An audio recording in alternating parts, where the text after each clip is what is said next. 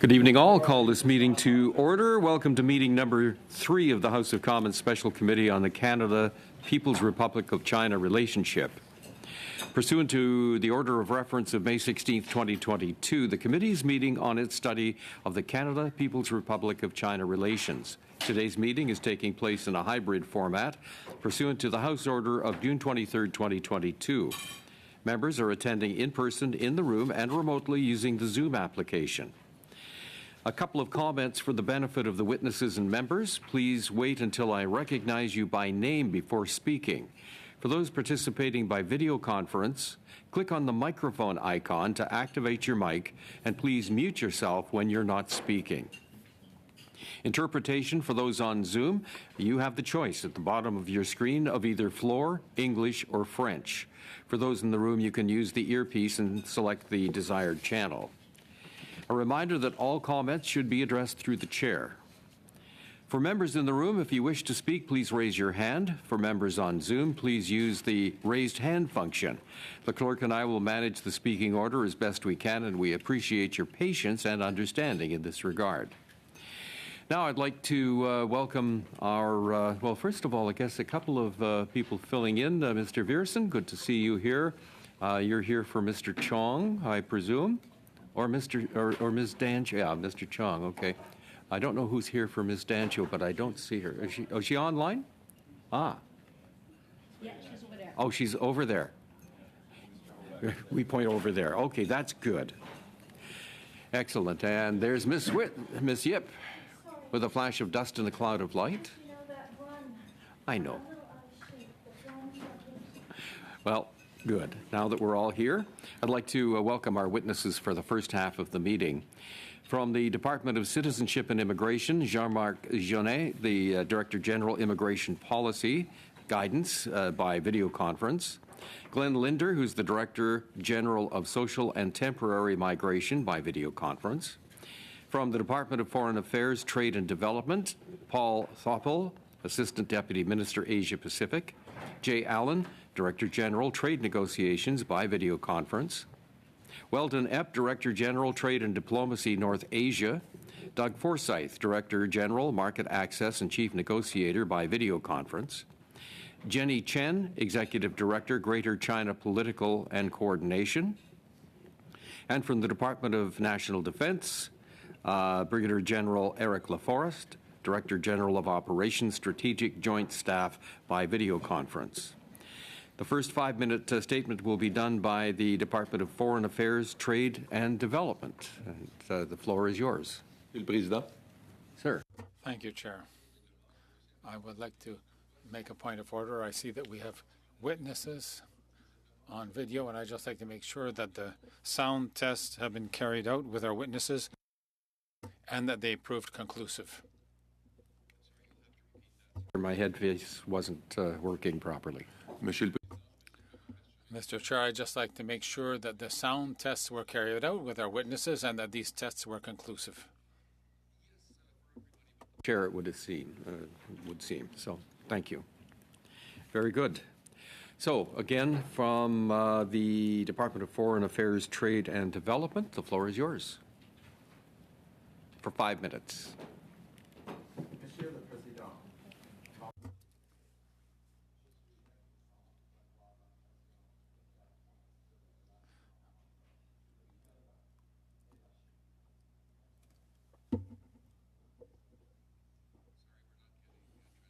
Here. I will try. My apologies for that. Mr. Chair, members of the committee, I am grateful to have the opportunity to give you an update on relations between Canada and China. Committee last met in June 2021. China's efforts to shape the rules-based international order in ways contrary to Canada's interests have only accelerated in that period. But the government's approach to China has consistently followed the 4 C's of challenge, cooperate, compete, and coexist. Je vais donc faire le point. I will therefore give you an update on the current situation in light of those 4 goals. Challenge, We recently celebrated the one-year anniversary of the return of Michael Kovrig and Michael Spivak. Since their return, Canada has taken important decisions, including a diplomatic boycott of the Beijing Olympic Games and our decision on 5G. Canada remains concerned with and will continue to challenge China's activities that undermine international principles and rules, including recent escalations of cross-strait tensions and the PLA's unsafe conduct with Canadian military aircraft. The safety of Canadians in China remains an important priority in our bilateral relationship. Canada will always advocate for Canadians detained in China. The safety of Canadian citizens and residents in Canada is equally important. We therefore note recent reports of foreign interference activities in Canada and are working with relevant partners on next steps. The UN report on Xinjiang underscores our long-standing concerns regarding China's human rights violations against Uyghurs and other Muslim ethnic minorities. We note with great concern its assessment that China's actions may constitute international crimes, in particular crimes against humanity. Canada will continue to challenge China to uphold their human rights obligations and respond to the report's recommendations. And we are also concerned with the human rights situation in Tibet, in Hong Kong, and with the rights of Falun Gong practitioners and other religious minorities. 2. Cooperation. La promotion des intérêts canadiens. Advancing Canadian interests requires diplomacy with China. In that regard, we have carefully reopened official channels of communication with China. Minister Joly held 2 meetings with Foreign Minister Wang Yi, including in person at the G20 in July. Canada has used these meetings for frank exchanges on bilateral and global challenges. The recent appointment of Canada's new ambassador to China, Jennifer May, will facilitate ongoing diplomatic efforts. We are also cooperating on shared global interests, as Canada and China will welcome thousands of delegates from around the world to Montreal in December for COP15. Embassy and consulates work hard to ensure the viability of our commercial relationship so that Canadian companies can continue to benefit from opportunities in China while maintaining competitiveness and mitigating risks to Canada's national security. We support their efforts to diversify beyond China to ensure supply chain security. We are working bilaterally and with partners, including at the WTO, to address market access barriers and other uncompetitive policies. We're concerned that instead of defending Ukraine's sovereignty, China appears to not only embrace the view that international rules and norms don't apply to great powers in their spheres of influence, but also offer a competing vision for global governance. Canada, like most nations, defends a competing view that rules and norms equally apply to all states. Finalement, coexistence. Finally, coexistence. Our long-standing people-to-people ties remain important, as Chinese diaspora communities are integral to the multicultural fabric of our society. Unfortunately, we witnessed an increase in anti-Asian racism during the COVID-19 pandemic, which we denounce in the strongest possible terms. Of coexisting with China, we will respond to emerging challenges and opportunities, and will always be willing to pursue cooperation and dialogue with China. Thank you very much, Chair. Merci beaucoup. Thank you very much. Mr. Thuppel. We'll now go to Brigadier General Eric LaForest, Director General of Operations Strategic Joint Staff, for your 5-minute statement, sir. Thank you, sir. Monsieur le Président et membres. Chair, committee members, thank you for this opportunity to give you an update on the situation in the Indo-Pacific region. I'm Brigadier General Eric Laforêt, Director General of Operations, Strategic Joint Staff, Canadian Armed Forces here in Ottawa. My role is to provide assistance to the Chief of the Military on the operations of Canadian forces. Geopolitical strategic context. I wish to also add that from a defense perspective, we are deeply concerned by China's increasingly assertive behavior in the Indo-Pacific. In recent years, China has transformed its military into a modern force with an ever-expanding regional reach in the Indo-Pacific. As its capabilities have grown, China is increasingly turning to the military to support its national objectives. Following the recent U.S. congressional visit to Taiwan, China staged a range of military exercises around the island, including ballistic missiles fired over the island for the first time, and that as part of a coercive messaging campaign to signal Beijing's extreme displeasure over the visit. Ce n'est là qu'un seul exemple. This is just one example of how China's actions have heightened tension in the Indo-Pacific region and undermined the rules-based international order. Now, given my role as Director General for Operations, I want to speak to you about the Canadian Armed Forces operations in the region. Has a vested interest in ensuring a peaceful, stable, and prosperous Indo-Pacific region. Indeed, the Canadian Armed Forces play a vital role in promoting Canadian interests and values and contributing to a more peaceful, prosperous world, including in this region. The CAF does this by maintaining a near persistent presence in the Indo-Pacific with a significant and growing contributions to the region, including through the deployment of military ships, aircraft, and personnel. These contributions support Canada's participation in bilateral and multilateral exercises with allies and partners, contribute to the multinational efforts that promote peace and security in the Indo-Pacific, and advance partnerships through defense diplomacy.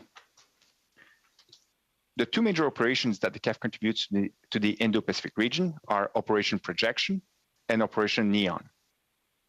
Under Operation Projection, the Royal Canadian Navy deploys warships to the Indo-Pacific region to responsibly engage with our allies and partners through joint mission and exercises. This forward naval presence operation also supports defense diplomacy, allowing therefore the CAF to conduct port visits, cooperative deployments, and international naval exercises with the important regional partner nations, including Australia, New Zealand, and Japan, as well as a host of our Association of Southeast Asian NATO nation partners. These port visits are a cornerstone of the CAF defense engagement in the region and are critical to strengthening valuable partnerships.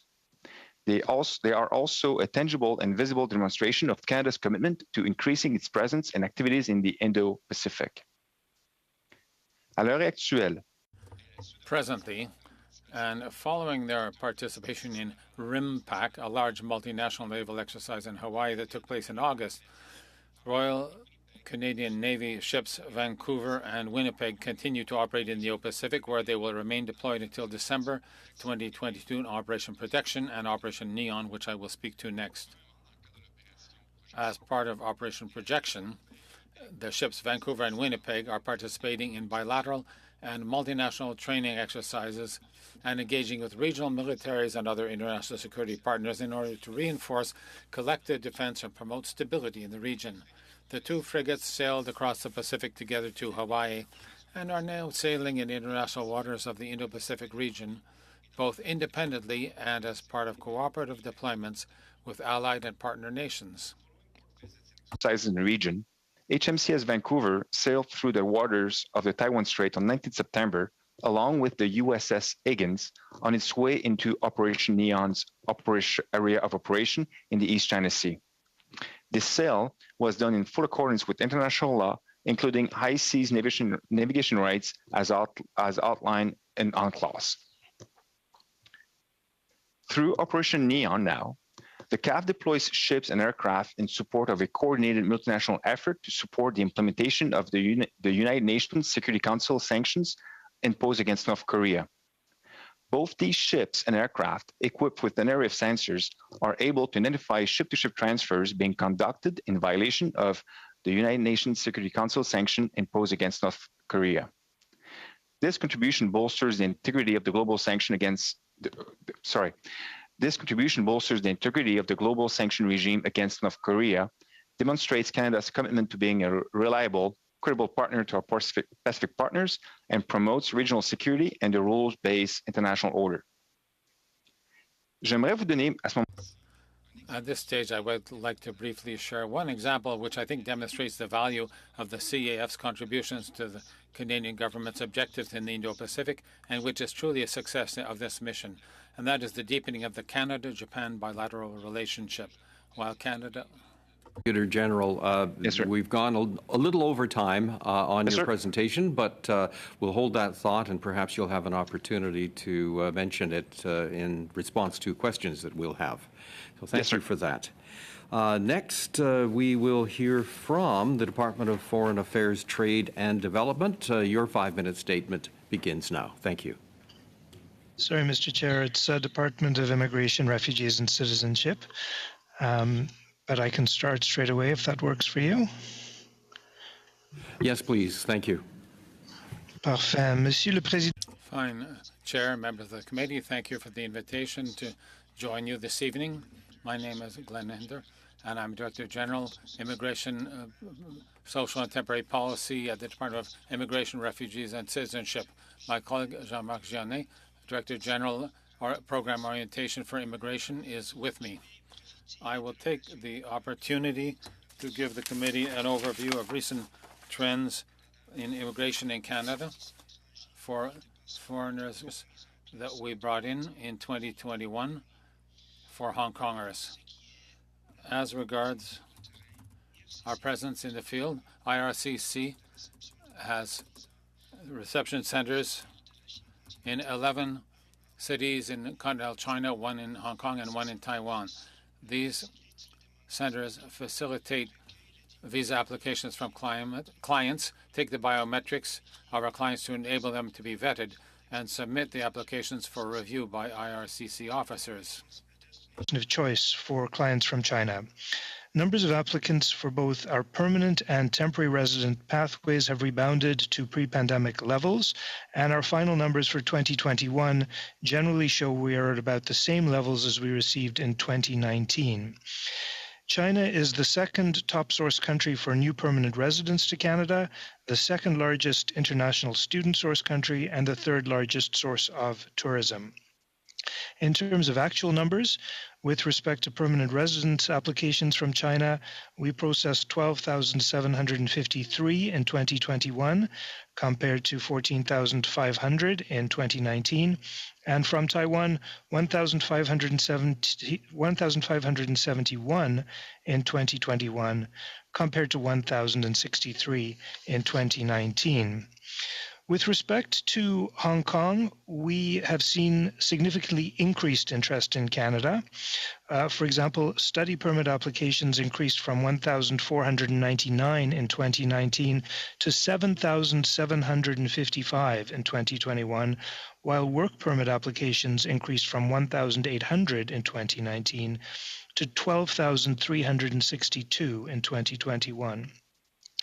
I will now turn in greater detail to these special measures for Hong Kong, all of which remain in place.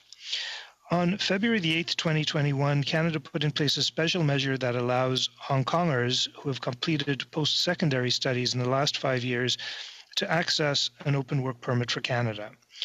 On June 8th, 2021, this measure was expanded to allow access to a work permit to those with graduate or postgraduate studies where the program length is a minimum of 1 year and where a post-secondary degree or diploma is a prerequisite. As of June 30th, 2022, a total of close to 17,000 individuals from Hong Kong had applied for this measure. In addition to this temporary residence pathway, Canada also put in place 2 special pathways to permanent residence for Hong Kongers, effective June 1, 2021. The first pathway targets former Hong Kong residents who have gained a minimum of 1 year of full-time authorized work experience in Canada in the last 3 years and graduated in or outside Canada in the past 5 years with a degree or diploma. The second pathway is for those who have graduated from a post-secondary institution in Canada in the past 3 years with a degree or diploma. At least 50% of the program of study must have been completed while physically present in Canada. As of June 30th, 2022, 1,851 individuals have applied for permanent residence in Canada under these 2 pathways. Finally, I'd like to note that foreign nationals in Canada, including Hong Kong residents, continue to have access to our asylum system. Those with eligible asylum claims are referred to the Immigration and Refugee Board, which hears and decides claims for refugee protection made in Canada. Merci encore, Monsieur le Président. Thank you once again, Chair, for having asked us to join you this evening. It'll be a pleasure to answer your questions. Thank you very much, Mr. Linder.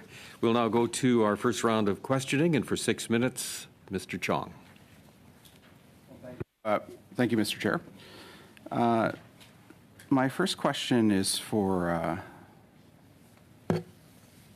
the Department of Defense and for Brigadier General Laforêt. The budget announced a defense policy review to update the existing defense policy. When will that be completed?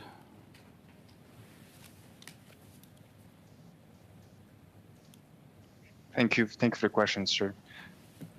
So I cannot at this moment express the timeline associated with DPU, as this is not within my area of responsibility. But I can tell you that the update will focus obviously on the size capabilities of the Canadian Armed Forces and the role responsibilities. Okay, yeah. And the work's ongoing. Thank you. Yeah, that was in the budget. Size and capabilities, roles and responsibilities, and resources. Is there coordination between the Department of National Defense and Global Affairs with respect to the development of this particular defense policy review? So I will turn soon to my colleagues from Global Affairs Canada to opine as well. But I can tell you that this is definitely a whole of government affair for sure. Okay. So colleagues. So is Global Affairs coordinating with D&D on both the development of the Indo-Pacific strategy and the defense review? Chair, I can confirm that there are very close and conversations and discussions going on to ensure alignment between D&D and its defense policy update and the development of the Indo-Pacific strategy. Okay. And I assume that the defense policy will follow the Indo-Pacific strategy policy in the Indo-Pacific region. I'm assuming that the component of Indo-Pacific, the component of the defense policy on the Indo-Pacific will follow from the Indo-Pacific strategy developed by Global Affairs. Mr. Chair, it'll be up to the government to determine the appropriate sequencing of when they roll out. But I know that Minister Joly has made a firm commitment to release the Indo-Pacific strategy later this fall. That's right. And I believe she said it will be released before year end. This past week in Washington. I believe that's what she said. That is correct, Chair. Okay, thank you. I have another question that sort of touches on immigration, touches on global affairs. Recently, the Globe and Mail reported that police from the People's Republic of China have established police stations here in Canada that are being used in a worrying crackdown on citizens here in Canada. Has Global Affairs made any representations to the Embassy of the People's Republic of China about how unacceptable this is? Mr. Chair, I'm going to ask my colleague Weldon Epp to address this question. Thank you. Thank you, Mr. Chair, for the question. It's an important one because to come to the answer most directly, we regularly at senior levels, both in Ottawa and in Beijing, raise our concerns with growing evidence of growing foreign interference from the PRC in Canada. With respect to the specific reports, I can tell you that we are working closely with partners to understand whether these media reports are based in fact. And I think, as Mr. Chair, members will understand, there is space for legitimate police liaison cooperation state to state, but the allegations reported in the press would fall well outside of that, and we would have deep concerns if they prove to be true. As I understand it, there are police operating in Canada from outside of Canada from time to time, but my understanding is that there are bilateral agreements that govern those activities. We don't have a bilateral treaty with the People's Republic of China that would allow Chinese police to be resident here in Canada and open police stations here, as I understand it. So, Mr. Chair, that's correct. So has the government of Canada made representations to the People's Republic of China about how unacceptable it is that they've established 3 police stations here in Canada, which are reportedly being used to intimidate Canadians and even coerce them in going back to China? It's been reported that some 50 police stations have been established across the world, 3 of which are in Canada, and that those police stations have coerced 250,000 people to go back to China by threatening repercussions for their family back in the People's Republic of China. So I'm wondering, because of the seriousness of these reports, whether or not the Canadian government has made representations to the Beijing government about how unacceptable this is. So, Mr. Chair, to repeat, we take these allegations very seriously, and we're working with partner agencies to confirm whether there's a basis to the allegations, and we will take appropriate measures. If somebody from the government gone to Unit 1 and 2 at 220 Royal Crest Court in Markham, Ontario? Because apparently that's one of the 3 police stations that are being operated by Chinese police here on Canadian soil. So, yeah, Mr. Chair, we are aware of the allegations, and again, we're working with partner agencies who have responsibilities in this regard, and I'm not at liberty to discuss the operational steps being taken, but the allegations, if they prove to be true, will absolutely be the subject of communications with the Chinese government because they fall outside of any legitimate police-to-police liaison role as the RCMP would normally Thank you, have. Mr. Chong. You're out of time. thank you. Ms. Yip, for 6 minutes, please. Okay. Thank you, Mr. Chair. I'd like to follow up on Mr. Chong's comments because I think that it is really important to reassure Canadians across the country, especially those residing in Scarborough and Markham, which is where these alleged police centers or administrative centers are.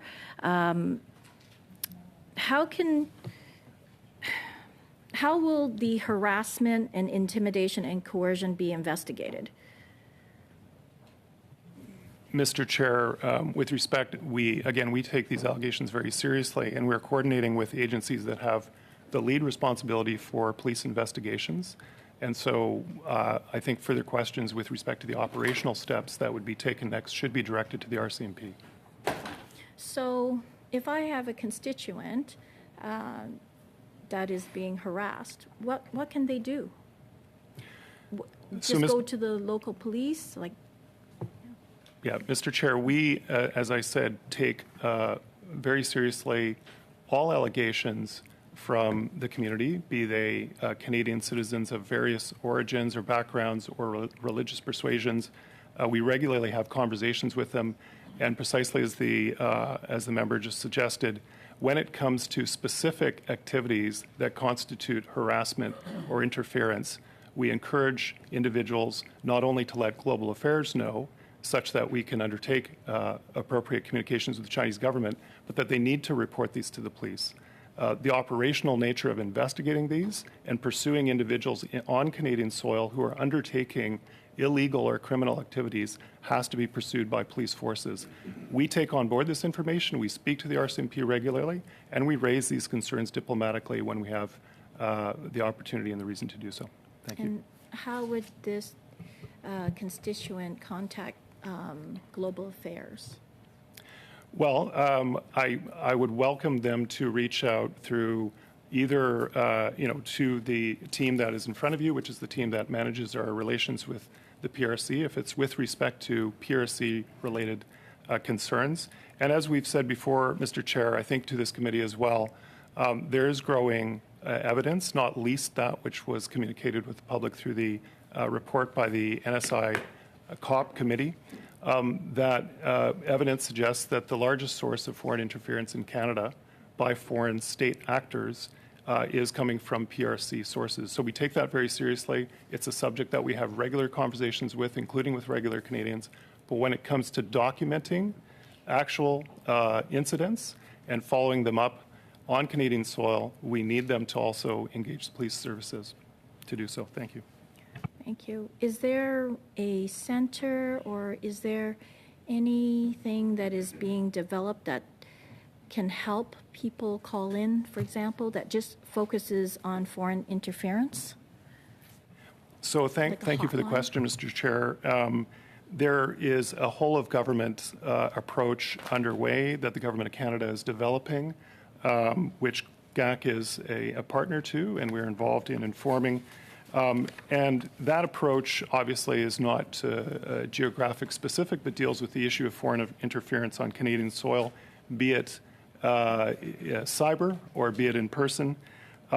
And we're, supporting the efforts to bring that new approach forward. I would also say that we work very closely with like-minded, because some of the concerns that we have are concerns that play out in other jurisdictions, and then, not least, we work in multilateral and minilateral fora to address this issue through the G7 Rapid Response Mechanism and other tools. So, Government of Canada takes a holistic approach to this, and and there's more work underway to address this issue. Thank you. I'd like to now direct my next question to Mr. Gannett and Mr. Linder. I'd like to commend the work that IRCC is doing with the Hong Kong pathway. My question is, given that this particular pathway is an economic class of immigration, and the fact that these candidates are destined for permanent residency status after fulfilling all the requirements, why are they not eligible for settlement support, including language, employment, and mental health services like other applicants in other similar programs? Thank you, Mr. Chair. The terms of reference of our settlement program allow us to extend settlement services to permanent residents in Canada. So that means that anyone from Hong Kong who applies for and comes through the permanent resident stream that I mentioned, the special one that we put in place for Hong Kong, which is about 1,800 applicants so far, or indeed any Hong Kongers who come through any of the other streams that we have open, whether it's regular economic streams, provincial nominee programs, family reunification, those who apply for asylum and are granted asylum, all of those people absolutely qualify for settlement supports in Canada. And settlement supports extend to things like language training, extend to things like assistance accessing the job market. To date, our temporary resident terms of reference, terms and conditions do not apply to temporary residents. The settlement services do not apply to temporary residents, but nonetheless, there is support available through community networks. Nonetheless, there is obviously, as colleagues have pointed out, an active diaspora community in Canada that assists many temporary residents. Thank you very much, Ms. Yip. Monsieur Bergeron, for 6 minutes, sir. Merci, Monsieur. Thank you, Chair. And thank you to all the witnesses for being with us this evening. It's highly appreciated to be there, to be able to give us an update on the situation since the last deliberations of this special committee. My first question is for Mr. Linder. During the previous deliberations of this special committee, we had participated in a session that was we found quite disturbing, with representatives and members of the intelligence community in Canada. And during that session, we learned that the Department of Citizenship and Immigration was dealing in many countries, including in China, through a subcontractor, VFS Global, to gather biometric data, and that company, VFS Global, is partially owned by a Chinese investment fund, and furthermore, that in Beijing in particular, that company had ties with the police. And what was particularly disturbing was to learn that no one in the Canadian government appeared to have done any checks regarding the use of the biometric data on the people by that company for people who were applying for any type of visa. Since that session that was, as I said, disturbing, there has, of course, been an election and then a long period in between that continued until this special committee was set up again. And I wonder whether, since then, whether the Citizenship and Immigration has taken any measures to ensure that the proper use is being made of the biometric data gathered by that company so that we may be assured that that data do not fall into the hands of Chinese authorities who might afterwards, of course, exercise a whole series of actions or pressure or harassment or whatever. So that's my question.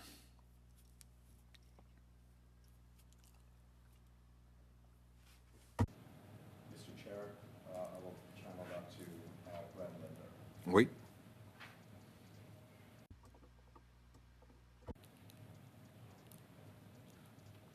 Monsieur le Président, Chair, if the witness did not hear, Been asked to respond.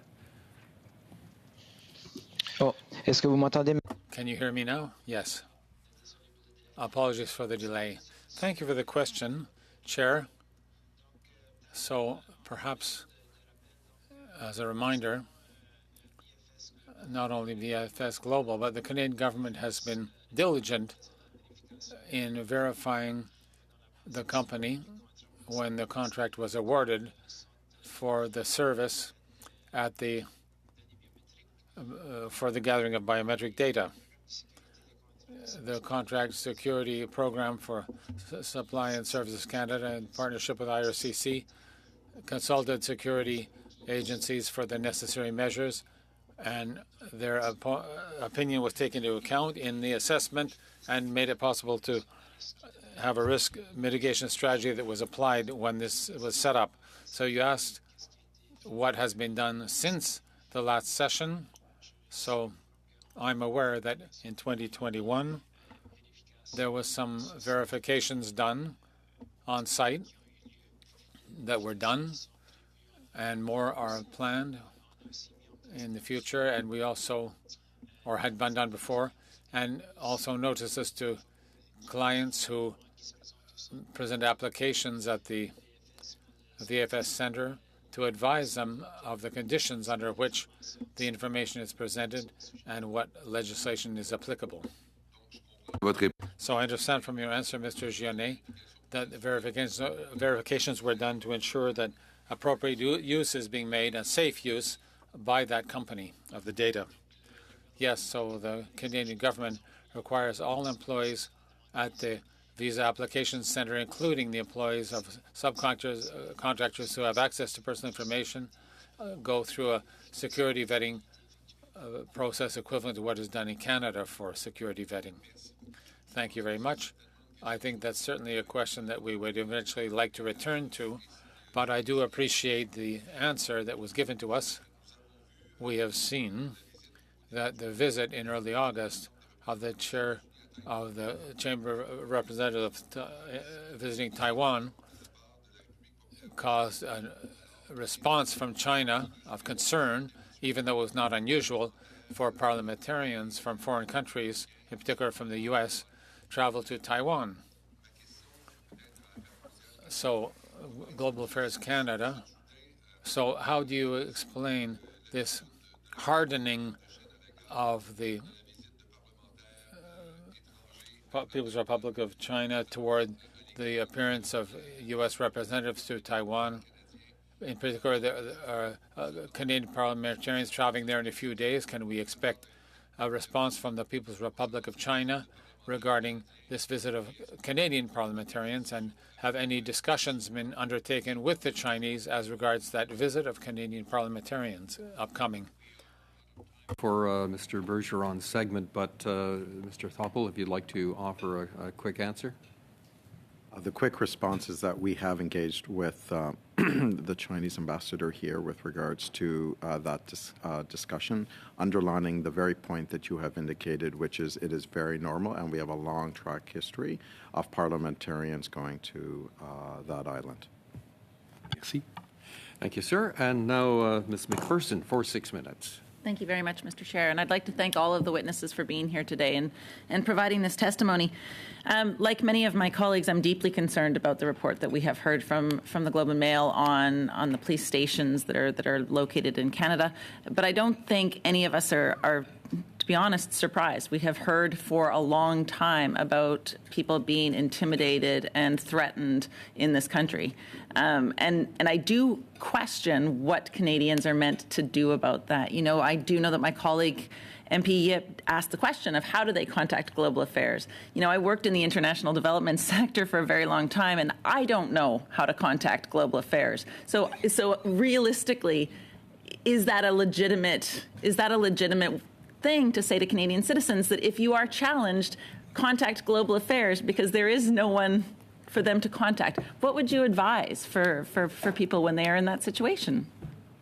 Alden? Well, thank you. Thank you, Mr. Chair, for the question. I just want to reiterate, if I might, how troubling we find the growth in reports that we are regularly receiving. I want to just corroborate what you're saying. To give one example, Canada, through Global Affairs, has, throughout my career in this department, annually held consultations with human rights, NGOs, community leaders, and it's really only in the last couple of years that the balance of conversation at those annual consultations has really shifted to them talking about how intimidated they feel within Canada, the growing risk to, even within Canada, raising concerns they do. We take it very seriously. It's a fair point, and I don't have an operational answer to your specific question insofar as Global Affairs Canada is not domestically the first responder for this particular type of incident. There is work being led by public safety to address the specific question you've raised, and there are a lot of discussions about how to shorten the distance between individual Canadians experiencing this and knowing how to deal with it. It's very important, but I just want to emphasize the operational lead still has to be the police. It's not sufficient, but it's the first step. Okay, so we know that the Canadians are meant to go to their police. Has Global Affairs provided information to local police services? So is there training for police on the ground so that they can actually respond to this? Because at this point, it looks like Canadians are responsible for contacting Global Affairs and the police. The police have no interaction with Global Affairs. It does seem like what you're asking people that are being threatened to do is relatively useless, to be fair. Mr. Chair, the lead on this in terms of training, capacity building, information and intelligence sharing is through the RCMP with local police forces. But Global Affairs Canada works very closely with the RCMP, with CSIS and other intelligence parties around town and public safety to make sure that our assessment, which is that these are, the types of practice that we see, the way in which interference is carried out, the vectors for that, which we see around the world through our work. We provide those assessments and share that information such that the police forces and police services are better equipped to know how to address these issues. In terms of their specific operational training, I'm sorry, Mr. Chair, that goes beyond my expertise of how the police services will onboard that information and translate it into practical training. Thank you, Mr. Epp. Will the ambassador, our new ambassador to China, be raising this issue with her counterparts? Absolutely. Okay, thank you. I have some questions now, if I could, for Mr. Linder. Mr. Linder, you talked a bit about those who have applied for the different schemes for Hong Kongers to come to Canada. You talked about the 17,000 who have applied, the 8,000 who have applied. I'd like to know how many have been successful with their applications. Where are those applications? Have they been processed? Thank you, Mr. Chair. We can look into providing that information to you. I can say that we are prioritizing applications through this stream, and I can also say that the acceptance rate for applications in this stream is relatively high. I'll turn it perhaps to my colleague, Mr. Gionnet, who may have the fingers at his fingertips, if that's acceptable, Mr. Chair. Yeah, thanks. Thank you for the question. I do have some stats as of June 30th, 2022. So out of the applications received on the temporary residence side, so the work permits, there have been 14,054 processed, of which 12,477 have been approved. And on the permanent residence side of things, for those measures, 1,851 individuals have applied, as Mr. Linder had indicated, and 1,119 have been granted permanent residence. So thank you. Knowing the urgency of this, I just, these need to be prioritized, and I would urge the government to do that. Now, there are some other challenges with that I have with how Hong Kongers are being processed, I guess. One thing that we know is that Hong Kongers are often given a criminal record for protesting for democracy in their own countries. It's not illegal to protest for democracy in Canada, thank goodness. But if they say that they have a criminal record, all of a sudden they become ineligible or they are bumped off the list. How is the IRCC dealing with this particular concern? And again, just a quick answer, please. Ms. McPherson's time is up. Thank you, Mr. Chair.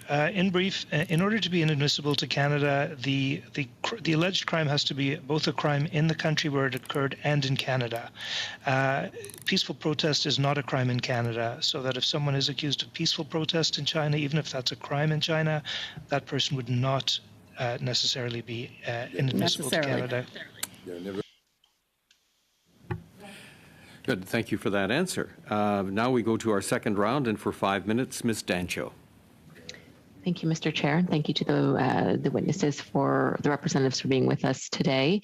I want to ask a little bit more about these recent reports of sort of satellite police stations being set up in Canada. So there appears to be evidence of physical street addresses where there are these supposed 3 satellite police offices representing police forces of the People's Republic of China in the Toronto area. I do think Canadians would be very surprised and frankly disturbed to learn that. The representative from Global Affairs has confirmed that there is an investigation going on into this. Is that correct? Mr. Chair, that's correct. There are we are waiting for evidence, not just from media reports, but from operations underway, and so I won't speak further to the detail of that. And I think specific questions on that should be directed to the RCMP. Thank you.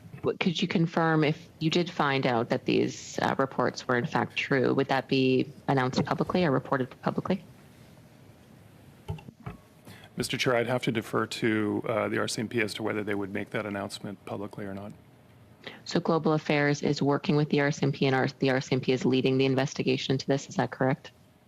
Mr. Chair, we are working closely with all relevant partners to understand whether there's grounds to these very disturbing allegations. And obviously, if there are, we will be taking relevant action in our lane, which is the diplomatic lane. Thank you.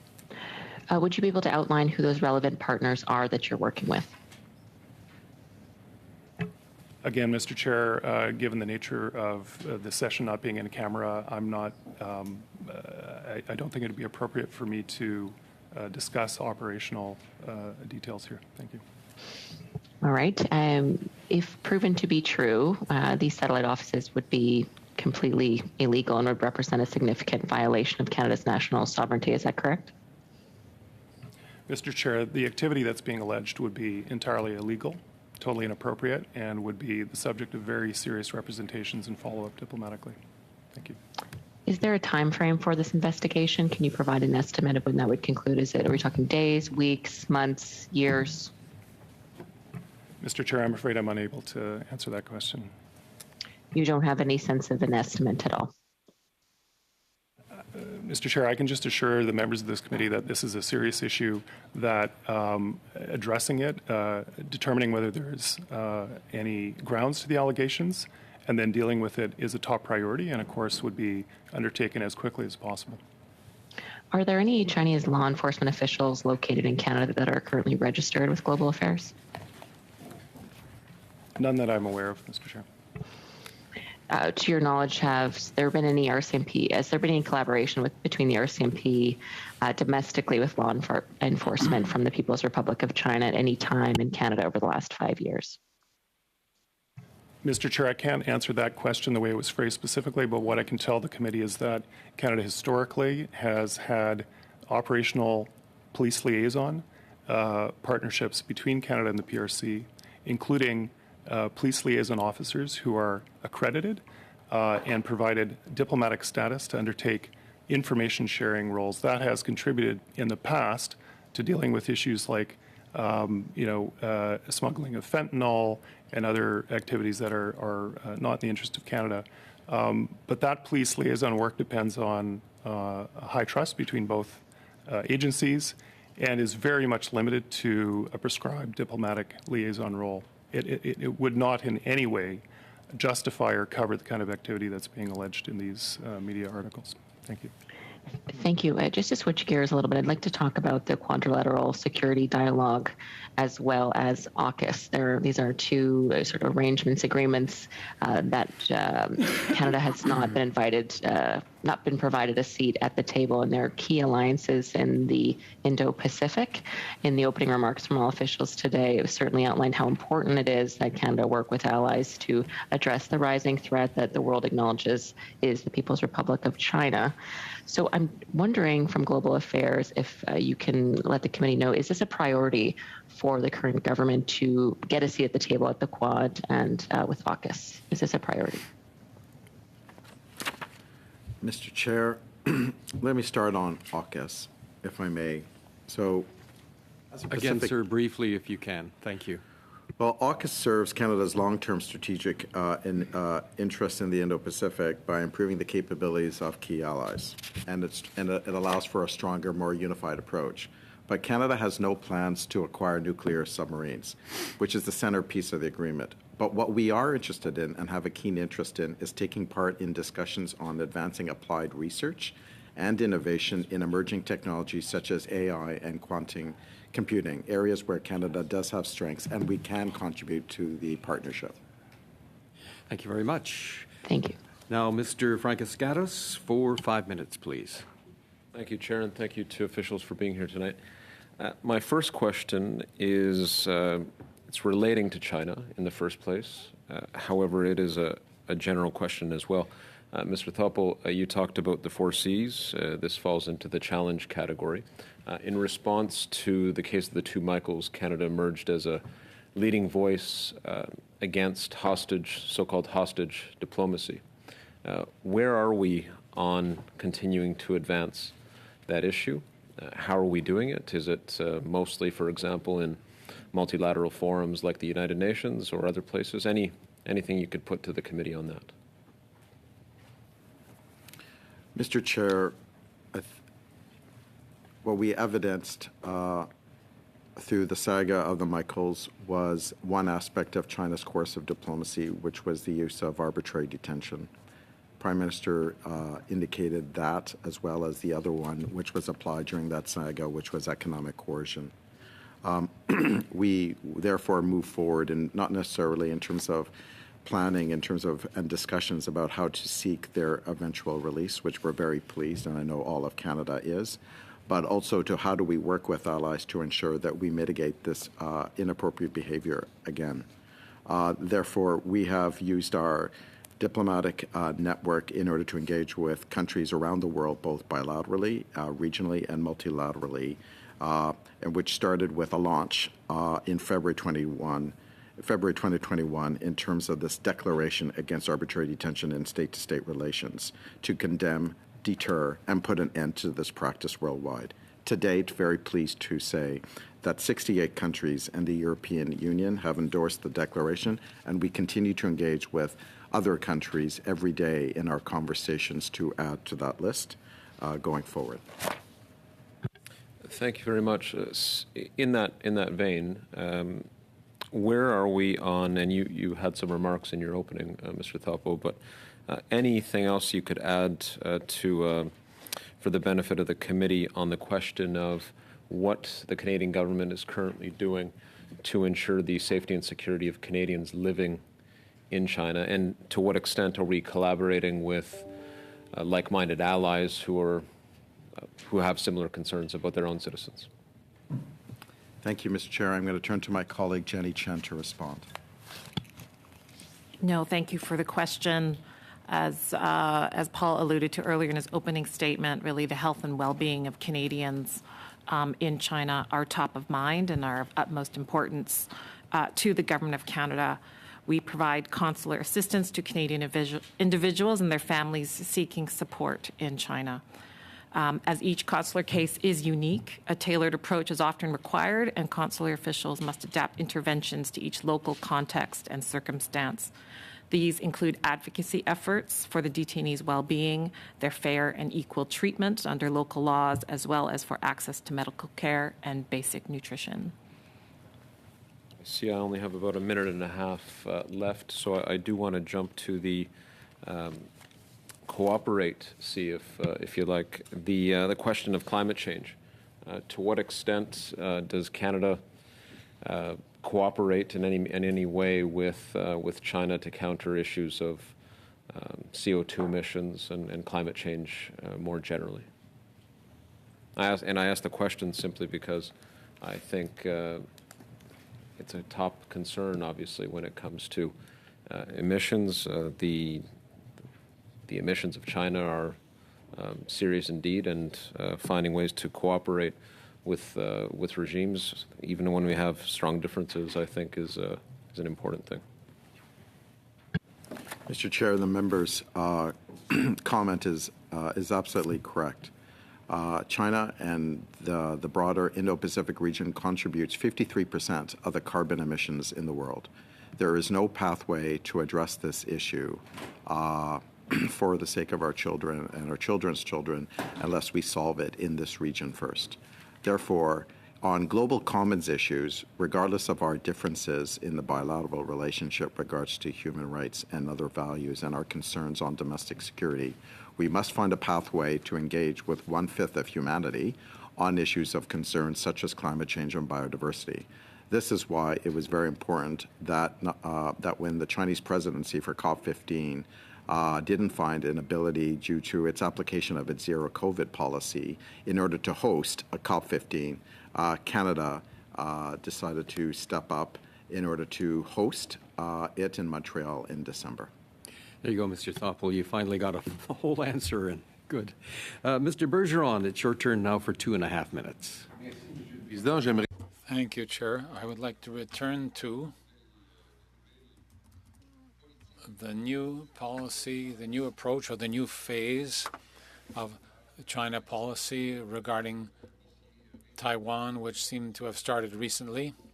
I don't want to ask you to deliver us a scoop on the Indo-Pacific policy, but I'd like to ask you whether Canada plans to adapt its policy toward Taiwan in taking into account this new approach that the People's Republic of China appears to be applying to Taiwan, and accordingly, is there a will possibly, not necessarily to question the one China policy, but rather to reaffirm the right of Taiwan to live peacefully beside its huge neighbor? Mr. Chair, let me address that question by just informing members, what are we doing to support Taiwan? One, on January 9th, 2022, we confirmed the launch of exploratory discussions on a possible foreign investment promotion and protection agreement with Taiwan. Two, on global cooperation and training framework, we are identifying speakers on several occasions that engages with Taiwan and other parties associated with that initiative. Three, Safer Skies Forum. We acknowledge in terms of the importance of a Taipei flight information, in terms of navigation supports, and as part of our Safer Skies agenda, we engage with Taiwan, and we are bringing them under that initiative in order to give their voice related to safe navigation. Four, Indigenous cooperation. On December the 10th, 2021, Canada, New Zealand, Australia, and Chinese Taipei endorsed the Indigenous Peoples Economic and Trade Cooperation Agreement. We also have an active MOU between Aboriginal People's Television Network and the Taiwanese Indigenous Television. And we work very closely at APEC in terms of on a number of conversations whereby we are like-minded. And then specifically, we have worked together to jointly fund a Women and Economy Subfund. These are just a few examples of how we engage with Taiwan and in terms of what is a robust bilateral relationship that underpins our existing policy framework. Merci, Mr. Bergeron. Thank you, Mr. Bergeron. Already? 2.5 minutes. Mr. Bergeron, those 2.5 minutes go very fast. Yeah. I'm going to go back and ask a few more questions of our colleagues from IRCC, if I could. In my last question, I asked about how IRCC deals with those that have a criminal record, and we were told that if it wasn't illegal in Canada, it wouldn't be a problem. But of course, that's not what people are often charged with. They're often charged with things that are considered illegal, even though what they were doing is protesting for democracy in their country. What is IRCC doing to accommodate that, to acknowledge that that is the reality? Thank you, Mr. Chair. Our officers are absolutely trained in this kind of issue. They have field experience in these countries, and they look at each individual file on a case-by-case basis, understanding very well the context from which the applicant is coming. So each file is reviewed case by case. The specific circumstances are looked at, and we take an extremely careful and thoughtful approach to each one of these cases to ensure that we get to the right decision and that we're not inadvertently excluding someone who absolutely should not be found inadmissible to Canada. Thank you. And many Hong Kongers will fall out of status after the open work permit or study permits expire, as they don't meet the requirements for the PR pathways. Will the PR pathways be expanded to meet the needs of the community? And will there be other options for Hong Kongers to extend their work and study in Canada? We have all our regular pathways in place, Mr. Chair, and it is expected that a large number of people who've come in on temporary resident pathways will in fact subsequently be able to qualify in permanent resident pathways or in other pathways to be able to stay in Canada if they choose to do so. I would also add, Mr. Chair, that the temporary resident pathway is currently scheduled to end in the beginning part of 2023, but we have that actively under review with the intent of making a determination as to whether and when that should be extended and for how long. And do you feel that because there are such delays within IRCC right now that there is risks to people whose lives are in danger at this time? Mr. Chair, we are not. There is nothing stopping.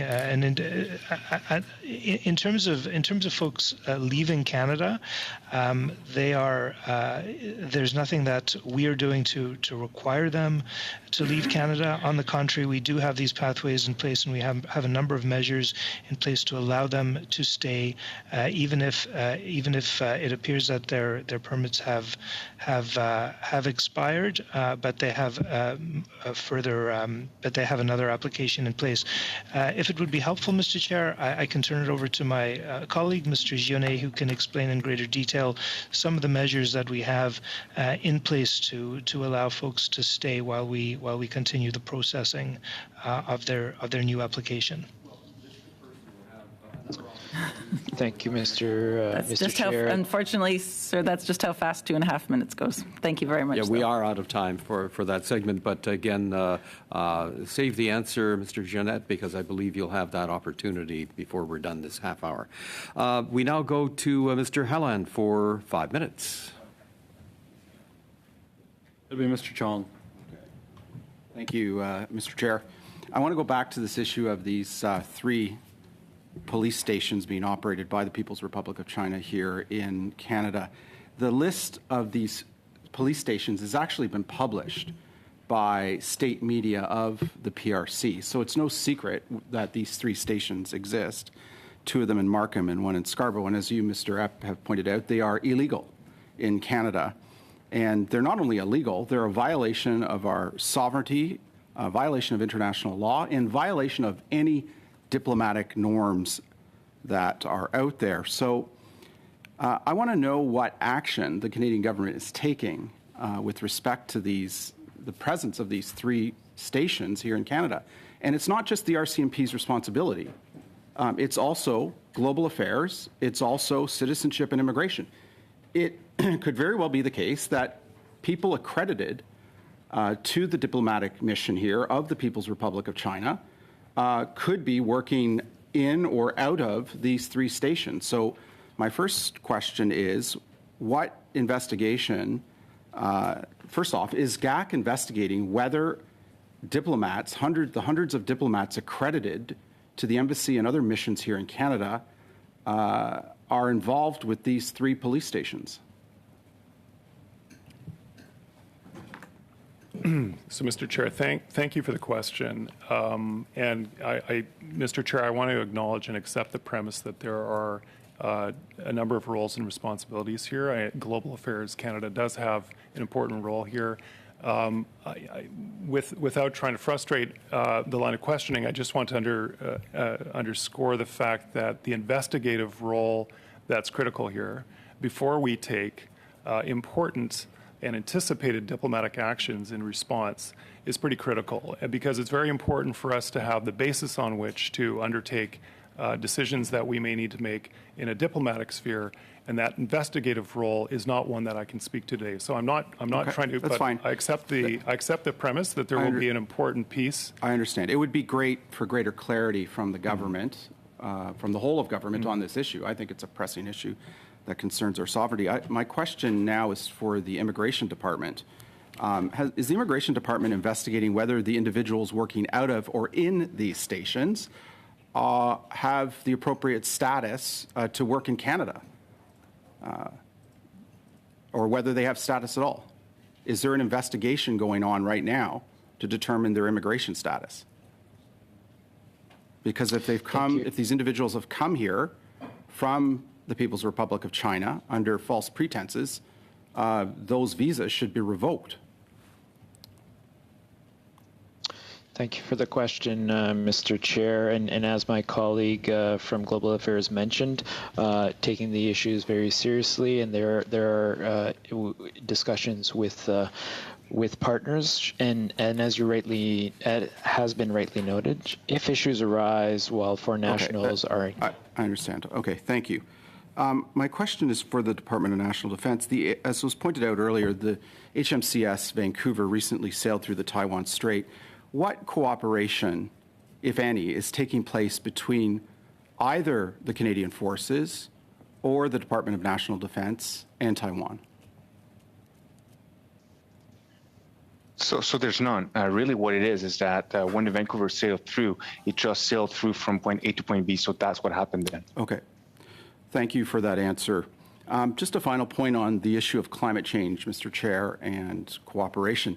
I think China, the People's Republic of China, is not cooperating with us on climate change. They're challenging us on climate change. That's the C that they're using on climate change. The fact of the matter is that Chinese coal production is surging in the last year to all-time highs, all-time highs. And this quarter alone, China grew coal production by more than the entirety of Shell's global energy production. That came from the CEO of Shell, the global CEO of Shell yesterday, who said publicly that China grew coal production by more than the entirety of Shell's global energy production this quarter alone. So I don't see how China's climate change approach comes anywhere near the cooperation, and I think it's a huge challenge to the planet. They're burning more and more fossil fuels. They're on track to burning record amounts of fossil fuels. They are the world's largest emitter, and so I don't see this as cooperation. I see this as a challenge, not just to other governments who are making efforts to reduce emissions, but to the very health of the planet. And Mr. Chair, I just want to finish on that. Thank you. Thank you, Mr. Chong. And now to Mr. Cormier for 5 minutes. Thank you, Mr. Chair. Very happy to sit on this committee for the first time. Even if I have a very, very, very small Chinese community in my riding of Acadibators, I certainly know the importance of the human rights, and I will always be a strong defender of human rights. So that being said, I'll ask my question in English and French. So you talked about the 4C, the challenge, cooperation, competence, and coexistence, and I want to talk more about the commercial relationship that we have with China. Can you give us just an update on where we are, for example, on the exportation of some of our product, for example, pork, beef, canola, and for example, myself in my riding of Acadibators and throughout Atlantic Canada and Eastern Quebec also, the exportation of our seafood, that is, as you know, China is a very important market for us. Can you give us an update on where we are in terms of our commercial relationship with China as we stand now? Thank you, Chair. I'm going to ask my colleague, Doug Forsyth, to respond. Thank you. Great. Thank you for the question, Mr. Chair. As the questioner rightly pointed out, there are a few areas of importance, Canadian exports of importance to the Chinese marketplace, and we have had some challenges with those exports over the last little while. First, start with canola and the exportation of the banning of two Canadian companies that happened a couple of years ago, following, as was recently earlier referenced, the case of the two Michaels. Very pleased to report that on May 18th of this year, China just indicated to Canada that they would reinstate the two companies and that had been suspended from exporting canola seed. And so now all Canadian canola producers are eligible to export to China. We had challenged China's decision at the WTO, and we have put that challenge on pause while we see how they market results over the next year. With respect to beef and pork, again, China is an important market, especially on the pork side, but we had been exporting a lot of beef as well. So between 2020 and 21, China had suspended 10 Canadian meat establishments, so 8 pork and 2 beef, due to previous COVID cases in those establishments. China had also done this to other exporters, like-minded trading partners. And earlier this summer, we received news when Customs China reinstated the eligibility of 2 of Canadian pork establishments that had been previously suspended due to COVID. We continue to advocate to Chinese officials for the reinstatement of all Canadian establishments as soon as possible, and we have provided documentation to Customs China to support the reinstatement. We continue to work multilaterally with like-minded countries who are also experiencing similar issues, and we continue to raise these concerns about China's COVID measures at the WTO SPS Committee, WTO Trading Goods Council, requesting China provide scientific evidence to justify their measures. Finally, with respect to fish and seafood, so as part of China's decrees 248 and 249, which came into force on January 1st, all foreign food establishments or vessels involved in the production, processing, or storage of food product exported to China must be registered in Customs China's online database, so China Import Food Enterprise Registration. So that must happen by January 1, 2023. CFIA and AFC have been working with Canadian fish and seafood exporters to meet this deadline. It does not look like it will be possible to meet that deadline, and so late last month, our embassy in Beijing delivered a letter to Customs China requesting an extension of the registration process for Canadian fish and seafood establishments by 1 year, so to December 31st, 2023. Okay. This is also happening to other countries as well. Okay, thank you. I don't have too much time left, probably. Okay, well, you know, this is very important, especially the seafood sector, as you know, in Atlantic Canada. Our sector for seafood In 2021, we had exports of 3.2 billion, and out of that, there were 454 million that were exports of lobster to China. So I think that we need to protect that market, even if we do have sometimes rough diplomatic relations. But I think we need to be able to keep those markets open and also take advantage of that for the fishers from our regions. So thank you for the overview of this situation with our commercial trade relations. We're going now into the third round, and each group will have an opportunity. So we will start now. I have Mr. Hallen down for the Conservatives, and you are ready, sir, for 5 minutes. Thank you, Chair. I just have a quick question, Mr. Topol. Do you think what's happening to the Uyghur population in China is genocide? Canada is a committed multilateral country, and we uphold the agencies of the UN in terms of the work that they do. Just a quick yes or no. Do you think what's happening to them is a genocide? I think what has happened to the Uyghur population in China is a travesty, and we take very seriously the report, the Xinjiang report from the UN agency, and we are working with allies at the UN Human Rights Council as well as in our bilateral communications with China to communicate our high degree of concern on this issue. Seems like a long way to say no, but moving on. My question is for D&D. In another committee, we found out through an ex-CSIS agent that there are current elected officials in Canada on all three levels of government that are either working with or for foreign actors. To your knowledge, are any of those foreign actors China or the Republic of China? Mr. Chair, I've got no information to that effect. I don't have any background on this question at all. Thank you. Okay, thank you. My next line of question is going to be for IRCC. Just following up on some of the questions that Mr. Bergeron had in the beginning, we know VFS Global has given out their contract to a third party in Beijing. We know that the government has finally said that they'll ban Huawei, but we knew back in 2021 that Huawei routers were being used in those visa processing centers. To your knowledge, are Huawei routers still being used right now? Thank you for the question, Mr. Chair. Unfortunately, I don't have that information at my disposal. Can we please get that information submitted into the committee, please? Yep.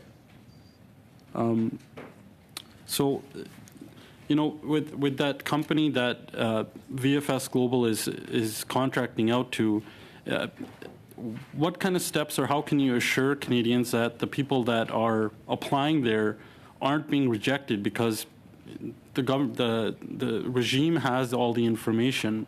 How do we know that, first of all, that information is protected? Because they are legally having to submit all of the information to them. And second of all, how do we know that people who are pro-democracy aren't getting rejected on the basis of that same concern? Thank you for the question, Mr. Chair. So on the topic of privacy protection, all the information that's gathered at the Visa Application Center is transmitted directly to Canada, and it's a one-way process, and it operates similar to our client-facing webpage. There's no immigration data that is retained at the VACs, and the information is stored here in Canada. We closely, as I mentioned earlier, monitor the activities of the Visa Application Center to ensure that the standards continue to be met, and there is oversight in place. Again, to reassure the committee that the VACs are expressly forbidden from providing any advice, and all the decision-making is done by the VACs, by IRCC officers, important distinction. And as I mentioned earlier, the government's performed due diligence to ensure the vetting of the contractor, in this case through the contract. We know that the regime in China is putting pressure on Uyghurs and other Turkic Muslims that are not only just inside of China, but waiting in third countries as well. They're pressuring them to be able to be deported and come back. One concern is that the processing time right now under IRCC is atrocious in some cases. We've never seen backlogs as high as this in Canada's history, and it is putting more pressure on especially refugees and other asylum seekers outside to get into Canada. So have you, to your knowledge, how much time is it, how much processing time is taking place right now for those people that are waiting in third countries? Unfortunately, I don't have the processing times for the resettled refugees at my fingertips, but we can certainly provide you with that information. But on that particular topic, IRCC does have mechanisms in place. If there are cases where persons in need of protection do need expedited processing because there is an imminent threat to life, safety, and security, we do have our urgent protection program which we operate with the United Nations High Commissioner for Refugees.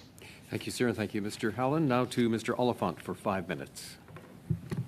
Thank you. Thank you to all the officials for coming here. And I'm going to do two very different topics. The first would be, I think, the allegations about potentially illegal activity by either Chinese delegates or Chinese government is certainly concerning to all of us. I've read them, and I've read them. I read the op-ed in the Globe and Mail that Charles Burton wrote. I read it in the Toronto Sun, the National Post, New York Post, and its sibling organization, Fox News. Those are the outlets that have seem to have covered this. They seem to be coming from one group, Safeguard Defenders, whom I've never heard of. I'm wondering whether we have had intelligence from other groups besides Safeguard Defenders to date coming in, or do we, or is that the investigation that needs to be done? Well done. Yeah, so Mr. Chair, thanks for the question. I think I can be brief. Part of the challenge is, to date, that's the only source we're aware of, and so it's important for us to understand and corroborate if that source is accurate. Thank you. I think our committee would want to hear, if it is possible, about a Canadian investigation by authorities, as you have said, is going on. So thank you for doing that work. Switching completely to a different topic, and it is just slightly outside the China direct area. We know about security issues in the Straits of Taiwan, and we know about also some security issues between China and India. But I would like to focus on North Korea as a regional player, and nuclear tests which have been going on, which are contrary to all of civilization's understanding of what should be happening. And most recently, in terms of threats, at least the perception of threats to Japanese citizens as nuclear tests were going on over their head. And if you have any comments about the regional security, and they may need to go to D&D or to Global Affairs on the what are we looking at in terms of regional security in that part of the world, so much related to our Chinese relationship. Mr. Chair, I'm going to ask my colleague Weldon to respond. So, Mr. Chair, there have been a series, as you allude to, as the members alluded to, of missile tests. There has not yet been a nuclear test. There are deep concerns that could be coming. Canada, along with its closest partners in the G7 plus others, have repeatedly called out the DPRK for its reckless use of missile testing, including, as you have mentioned overnight, over Japan. And so I guess the best way I would say in terms of answering the question is that there's a couple things going on. One is obviously with the new administration in Seoul, with some fairly major ruptures to the international order in terms of what's happening in Europe. And with behavior we've seen before from the regime in the DPRK, it's unfortunate, but not, I would say more than unfortunate, it's disturbing, but not entirely surprising that North Korea is attention-seeking and raising the cost of what could be, again, a pivot towards renewed negotiations. And so while the risk to security, not least maritime security and security of people in Japan, is of great concern, and the Government of Canada will continue to call the DPRK out for that.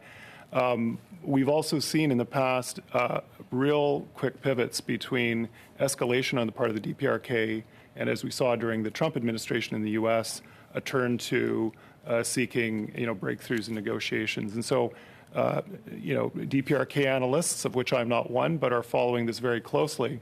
In the meantime, all of this activity does allow the regime in the DPRK to learn from and improve its capacity, which is a great concern to Canada. All right. Thank you, Mr. Oliphant. So we will conclude now with a 2.5-minute round for Mr. Bergeron, followed by a 2.5-minute round for Ms. McPherson. Mr. Bergeron. Thank you, Chair. I was very interested in the response from Brigadier General Laforêt earlier, responding to a question by Mr. Chong regarding the fact that the NCSM Vancouver and USS Higgins, the Vancouver and the Higgins in the Taiwan Strait was just a movement from point A to point B, whereas it was clearly a political response to the aggressive attitude of the People's Republic of China in the Taiwan Strait and the China Sea. And on 60 Minutes in September, on CBS, President Biden declared that the American Army would take measures to defend Taiwan against, and I quote, an unprecedented attack. The Hill Times reported on October 2nd that Lloyd Austin, Secretary of Defense of the United States, for his part, stated that the USA would respect its commitment toward Taiwan without giving further details. What would be Canada's approach in the event of a military escalation between the People's Republic of China and Taiwan? Oui, merci. Yes, thank you, Chair. I would like to answer that question by mentioning, first of all, that we are concerned when people talk about increasing tension in the region, but as regards the transit of the Vancouver between the southern and northern region, it was really in order to move between two operational points that we had to visit in the southern sea and the northern sea. As regards the remainder, of course, we monitor the situation and decisions will be made at the appropriate time if needed. Thank you, Chair. Anything further to add from Global Affairs? Well, Mr. Chair, I just might say the question you pose is an important one, but a hypothetical one in terms of how we might respond to a particular scenario. I think what is important is to say what we're already doing, and as the Brigadier General's already pointed out, Canada has expanded its defense and security engagement in the Indo-Pacific in recent years. That includes the enhanced naval presence that's been referred to, and cooperation with our partners, increasingly discussions with Japan and Korea and so forth. So, I think if you're watching the activity and you're seeing the degree to which Canadian presence and regularity of our operational exercises has increased, you'll understand that we are following these developments with great concern. Thank you. Thank you, Mr. Epp. And now for our final bit of questioning, we go to Ms. McPherson. Thank you, Mr. Chair. And I just want to take a moment to thank all of you for being here again. I realize that we are making you spend time away from your families and spend time away from dinner. So thank you for being here and providing this information for us. Today, I had the great privilege of listening to Mr. Alex Neve and Mr. Mehmet Toti talk about what is happening in China with the Uyghur population. We have a new ambassador to China that has just, after some delay, been appointed. Will she be doing an investigation in what is happening in China with regards to the Uyghur population? I'm going to ask my colleague Jenny Chin to respond to that. Thank you for the question, Mr. Chair. My sense of Ambassador May, given her previous background handling human rights files during her time at the Embassy of Canada in Beijing, I am confident she will be seized with this issue from day one. We are absolutely providing her briefings and as much information as possible right now as she prepares for her upcoming assignment. She is very much aware of the Government of Canada's sort of priority concern over the situation of Uyghurs, as outlined in Minister Jolie's statement of November 1st in response to the Xinjiang report. Thank you. And you know, one of the things that I've been seized with as a parliamentarian is ensuring that none of the supplies that make it to Canada are using slave or forced labor. We have seen some legislation come forward from private members, but none from the government. What is the government doing to ensure that we do more than just have one seizure of goods that are from forced labor that I believe was actually returned? Mm-hmm. Thank you for the question, Mr. Chair. This has been a whole-of-government effort, really, to address our concerns and risks around forced labor emanating from Uyghurs and Muslim minority populations in China. We are working very closely with trade colleagues within Global Affairs Canada, as well as with ESDC and CBSA, to come forth with not only the international pieces, but also the domestic architecture necessary to advance this file. We're quite a long ways into this. I'm wondering when we can expect there to actually be some concrete action on this. A considerable amount of work is currently underway. Thank you very much. Thank you very much. That brings us to the end of this panel's work, and I'd also like to thank all of the panelists online or in person for their time and the answers to the questions that we posed to you this evening. We will now take a brief break so that we can change over to our second panel of the evening. We'll say 5 minutes starting now.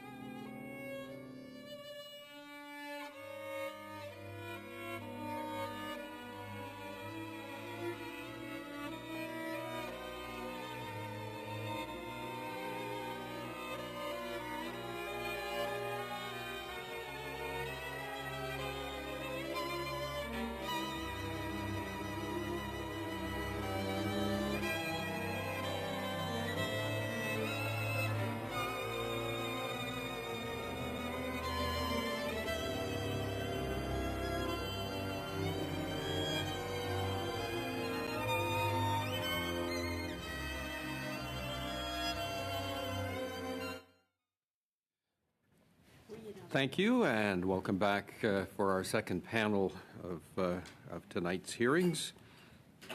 I'd like to welcome our witnesses for the second half, and joining us by video conference from the University of Alberta, Gordon Holden, Director Emeritus of the China Institute, and in person, Lynette Ong, Professor, University of Toronto, is here in person, and also in person from Hong Kong Watch, Aileen Calvary, co-founder and trustee. Mr. Holden, you've been oriented to all of the translation services and everything else at your disposal? I have, thank you. Very good. All right, then we will start with you, Professor Holden, for a 5-minute opening statement. Thank you very much. It's an honor for me to be able to speak to you on such an important topic. In late 2022, we see a relationship between Canada and China that remains very cool and is characterized by minimal engagement, despite the importance of the issues in play.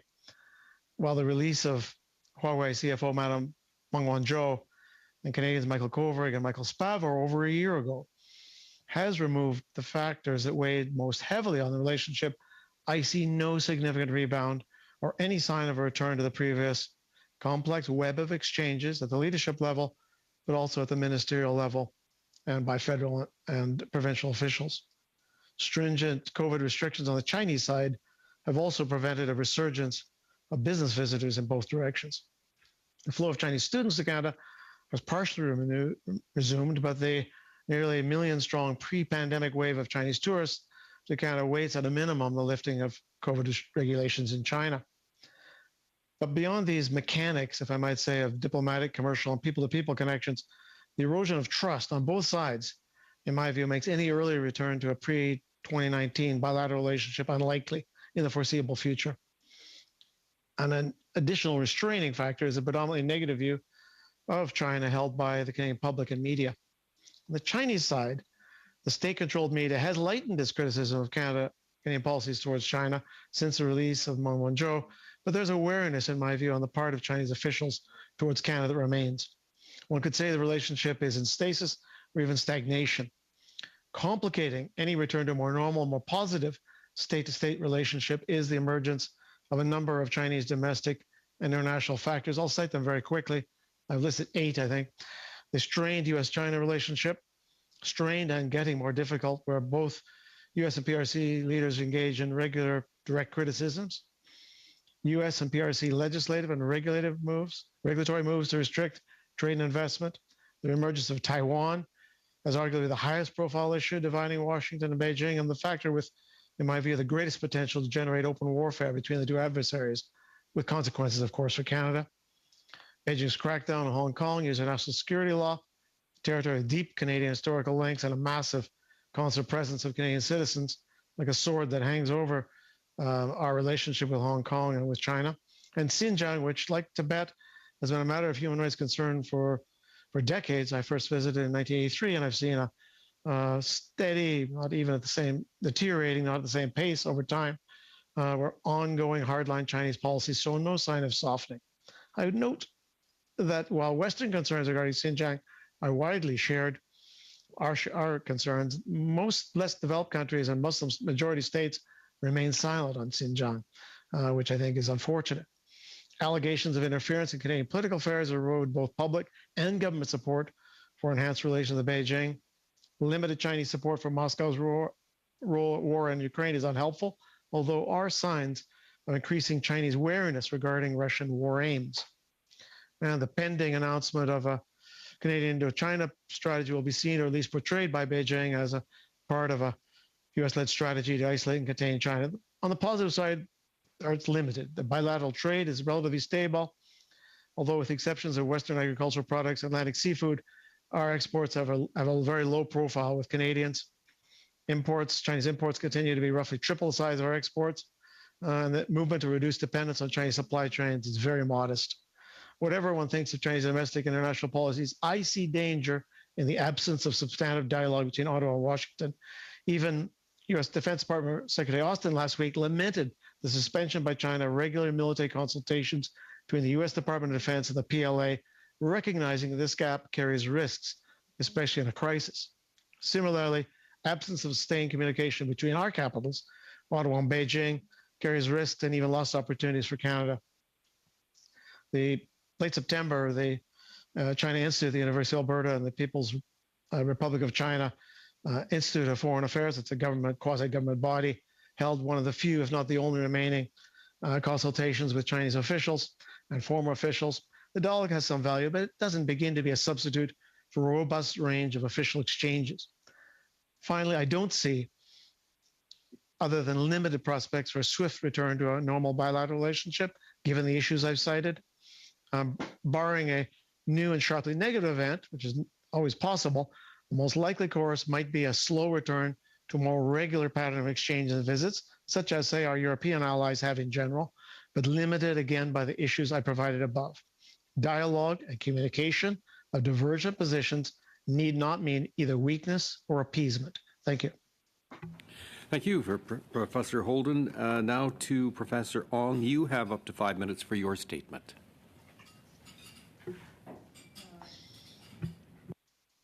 To testify before the special committee. It's my honor to be here. So leading up to the 20th National Congress of the Chinese Communist Party scheduled for October 16th, a lot is at stake as President Xi Jinping is widely expected to be appointed for the third term and to hold on to power for at least another 5 years. I would like to offer 3 predictions on the political and economic landscapes of China in the next 5 years with implications for our bilateral relations. Number 1, President Xi will be further consolidating his authority within the party's upper echelons of power.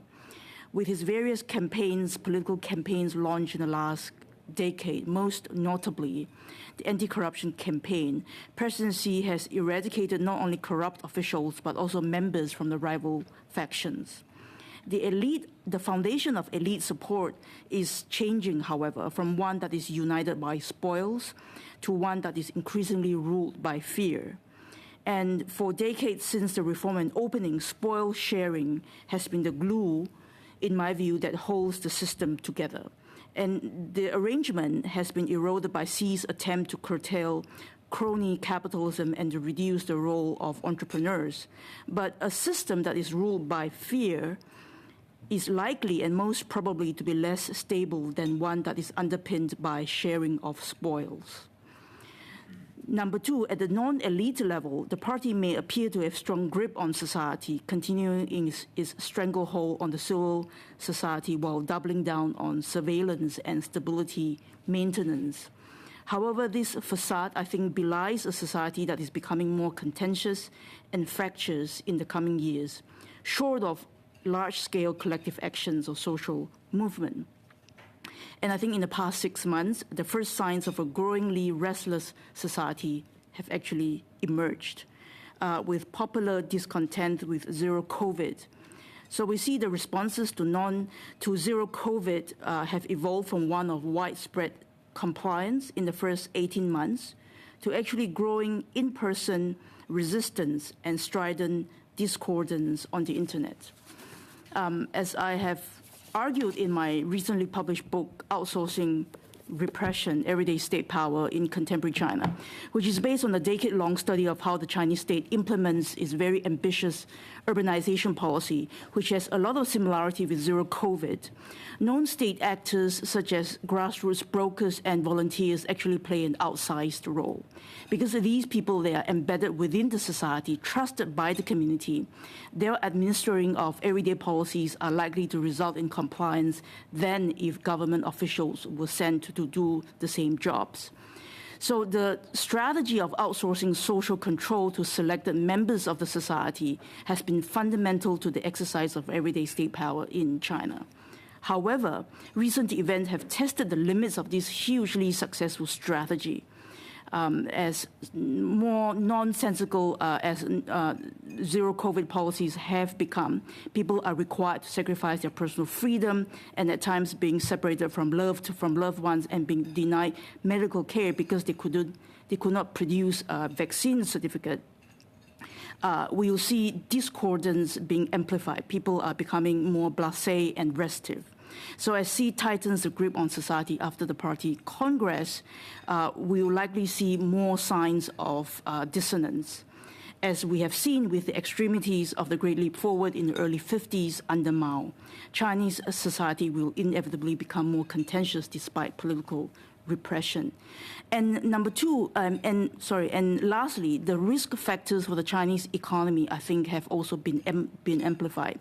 The Chinese economic model have traditionally relied on the real estate sector as a growth engine that is grinding to a halt as the economy slows. And in the past summer, many households across the country who have paid advance deposits but have ran into failed projects have organized a large-scale collective action to pressurize the government for a rescue plan. Such a large-scale collective action is actually very rare in China, so we should take the sign seriously of something that is bad to come. So in summary, all is not well on the economic front.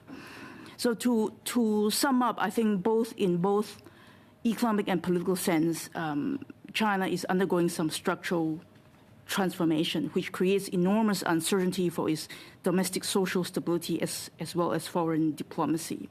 Foreign countries that can effectively deal with China are those that have the capacity to conduct scenario planning, to devise action plans to respond to a range of diverse scenarios in the coming years. No one can be absolutely certain which direction political wind will actually blow. We must be prepared to change and adapt our strategy swiftly when necessary. And strong China endowment, I think, begets this adaptive capacity. Thank you. Thank you, Professor Ong. And now, Ms. Calvary, you have up to 5 minutes for your statement. Thank you. Thank you, Mr. Chair. Thank you, members, for the opportunity to testify before this committee. Far too often, the relationship between Canada and the PRC is framed through the narrow lens of trade and business. The public is told that China is too much of an economic opportunity for us to risk alienating the Chinese government by raising human rights. Yet, I think, pardon me, Ms.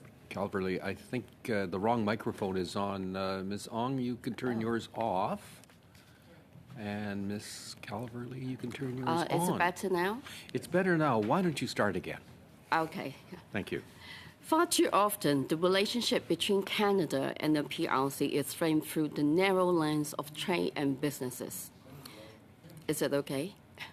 The public is told that China is too much of an opportunity for us to risk alienating the Chinese government by raising human rights. Yet, Canadian trade with China in 2021 accounted for just over 4.6% of our total exports. Similarly, what is often ignored in this debate is that much of the goods we export to China are raw materials that its economy relies on. For example, even at the height of its trade war with Australia, the PRC continues to import substantial amounts of iron ore it cannot source elsewhere. This reflects the limited ability of the PRC to put countries with export economies in what it calls the economic freezer.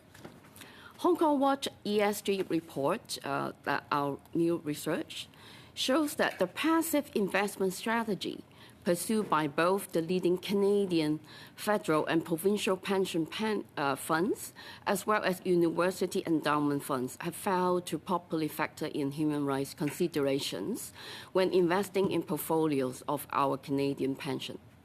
Holding of emerging market funds, including Chinese company linked to forced labor. I hope that this is an area which this committee can investigate further in a separate inquiry. Canada continues to have a special interest in human rights situation in Hong Kong, not least because of 300,000 Canadians who have been made Hong Kong their home and 500,000 Hong Kong Canadians who continue to worry about the safety of their family and friends. The human rights situation in Hong Kong has been deteriorating rapidly since the introduction of national security law in 2020. Beijing continues its crackdown on the pro-democracy movement in Hong Kong. 90-year-old Cardinal Joseph Sen, along with 5 other trustees, including Canadian Dennis Ho, of the 612 Humanitarian Release Fund stood trial a week ago. 47 pro-democracy Hong Kongers are charged under the national security law simply because they joined a primary election. 5 speech therapists who published a children's book series called The Sheep Village were recently convicted of sedition.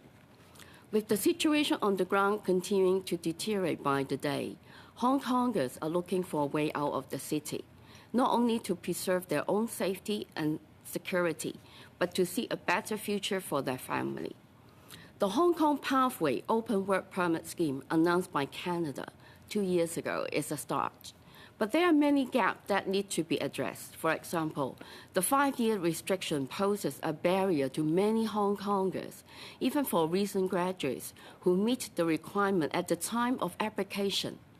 By the time the work permit is received and the hours of work requirement is fulfilled, they might already falling out of eligibility to apply for permanent residency under Stream B of the scheme. Canada has set the immigration target of over 400,000 immigrants per year in the coming few years.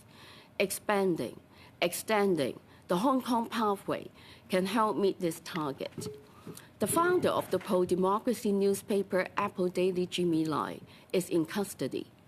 His arrest and detention is the evidence of CCP's crackdown on press freedom in the city. According to Hong Kong Journalists Association, the press freedom index is at a record low. The Hong Kong government is also now looking to enact a fixed news law under which the government can be empowered to issue a decree for the false information to be removed. Many frontline human rights defenders, such as journalists, pro-democracy activists, lawmakers, and medical professionals are currently not covered by Canada Open Work Permit Scheme. We recommend that the government create a human rights defender category to address this gap, similar to the current policy for Ukraine. Even Hong Kongers who are able to immigrate to Canada are not free from the far-reaching hand of the CCP regime. Chinese police are setting up offices in Canada, where dissidents continue to be harassed, intimidated by agents acting on behalf of the CCP. The threat is not faced by Hong Kongers alone, but by Uyghurs, Tibetans, and Chinese dissidents alike.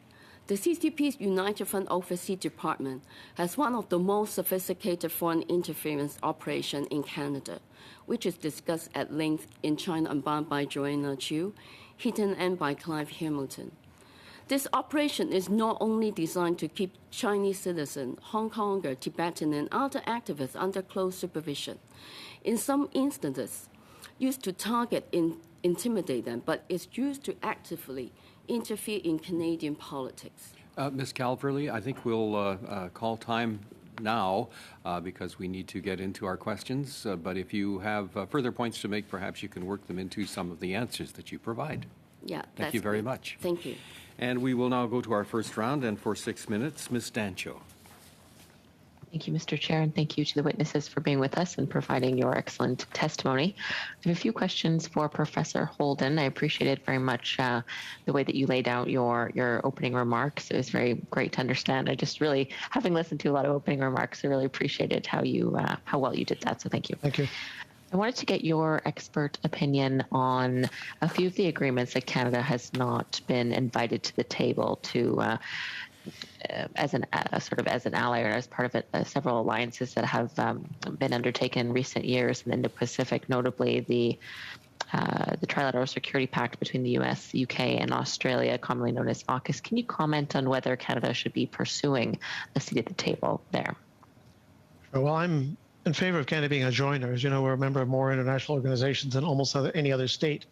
But there is a problem which emerges with the Asia-Pacific and with the Pacific in general, and even with Indo-Pacific. With all due respect for our military, who I have the highest respect, I went to our National Defense College at one point, our Pacific forces are extremely modest. We lack even the legs or the means to get our ships readily to Asia without the help of our southern neighbor. Our ships are getting older. Our Air Force is not new. We're a minor player And I think as long as that remains true, it's hard for us to be taken as seriously or to be an active member of those organizations. Now, when it comes to trade, there's more substantive links. We have obviously huge people-to-people links because Asia is the #1 source of our immigration, et cetera. The AUKUS arrangement between UK, Australia, and the United States has a particular focus on defense equipment, which I don't think Canada seems ready to acquire. Nuclear-powered submarines, we went that route once. It was never finished. I'm a bit skeptical that would happen. But I do believe that we should be at more tables in Asia. We shouldn't assume, though, that it's simply a question of asking. Our attention to that region has been episodic. It's alive for a while, then it dies off. The question will be, in Asian capitals, in my view, are we going to show up on a regular basis? Can we be counted on? If we can generate a sustained effort to be an active part of that region, despite the distances, that's a great thing. You comment as well on the quadrilateral security dialogue. Should we be pursuing a membership here? I would say yes. Again, the clout, members are going to ask, what do we have to bring to the table? And I'd argue it is now too modest in terms of the military presence, the political clout, the apparent long-term commitment of governments, plural, in the past. I think that this is not something that could be done tomorrow. That right will have to be earned, not simply, can we join? Thank you very much. This is something which might be a longer-term goal, but I think it has to be presaged by that investment, military, political, economic, in the relationships with Asia. Then that fruit might fall into our lap. Thank you. So it sounds like Canada has a lot of work to do to be invited and welcome to the table in these key security alliances. What would be the impacts to Canada long term if we just allow the status quo, our presence as it is now, to continue? Can you sort of explain in layman's terms why you think it's important? It sounds like you think it's very important. Can you explain? I think it'll just bump along. Thank you. I think it'll bump along about where we're at. In other words, if you want to know what will happen if we don't do anything dramatic or significant or substantive, it'll be like it has been. But my warning here is, historically, when security situation in Asia has gone very badly wrong, when it's gone south, and I'm thinking of 1941 when our troops in Hong Kong were overwhelmed. I'm thinking Korea War, when all of a sudden within months we were fighting with desperation on the Korean Peninsula. One could even say that 9/11 catapulted with almost no warning into a West Asia conflict. We are a small player, probably always will be. But if we don't pay close attention, if we don't have some substantive contribution to make in terms of hardware, attention, and political effort, we will find ourselves just dragged willy-nilly into situations where we'll be severely impacted, but we've had little warning and little opportunity to shape the response. And I think about the response that we had to the two Michaels and various agricultural issues that we faced with our trade. It's been talked about this committee quite significantly, how much Canada depends on China for trade and likely vice versa. But I feel that because we're not part of these alliances, we're not being invited to the table, we're not investing in the resources that you've outlined, that Canada is at risk of being sort of being pushed around by bigger players, particularly China, when they want to do something. For example, we recently heard reports that they have set up 3 sort of satellite police stations in the Toronto area. Does not having a presence and not taking this perhaps as seriously as we should be, does that not impact our options of how we respond, for example, to these satellite police stations that are reportedly in Toronto? Such a very complex question, and I appreciate it. My experience, in my 36th year of full-time work on China, is when it comes to political interference, espionage, if you wish, or just unwarranted interference, it's a bit like crabgrass. You pull it up, but it grows back. The idea that you're going to make one step and it'll be done or gone is not realistic. I think it takes vigilance. You're quite right, in my view, that if being members of various other, being a more higher profile presence in Asia will help. But as in my remarks, I think close attention to China itself and having dialogue with them, being able to speak to senior officials. I know I've met every I know every Canadian ambassador, and I met every Chinese ambassador to Canada since we established relations in 1970. Some of those when I was still just a student. But some of them, I know when we've had these problems, have been able to go in to say, speak to the Minister of Public Security, the Minister of State Security, and say, look, this is unacceptable. If you do this, we will do that. Mr. That kind of Professor dialogue is Holden, not there. I'm sorry, I'll have to intervene. Of course. We're quite over time. Of course. Thank you. Thank you, sir. Thank you, Thank you. Ms. Dancho. Now we go to Ms. Yip for 6 minutes. That was a nice surprise. I want to thank the witnesses for coming at this very late hour to be part of this committee meeting. My first question is to Mr. Holden and Ms. Ong. In your opening statement, Mr. Holden, you mentioned stringent COVID restrictions have prevented a resurgence of business visitors. Can you comment further on that? What is the economic impact? Absolutely. We have a very large cohort of Canadians of Chinese heritage. They would normally be and do start up businesses. They often have or came to Canada with trade contacts. But it's not just those.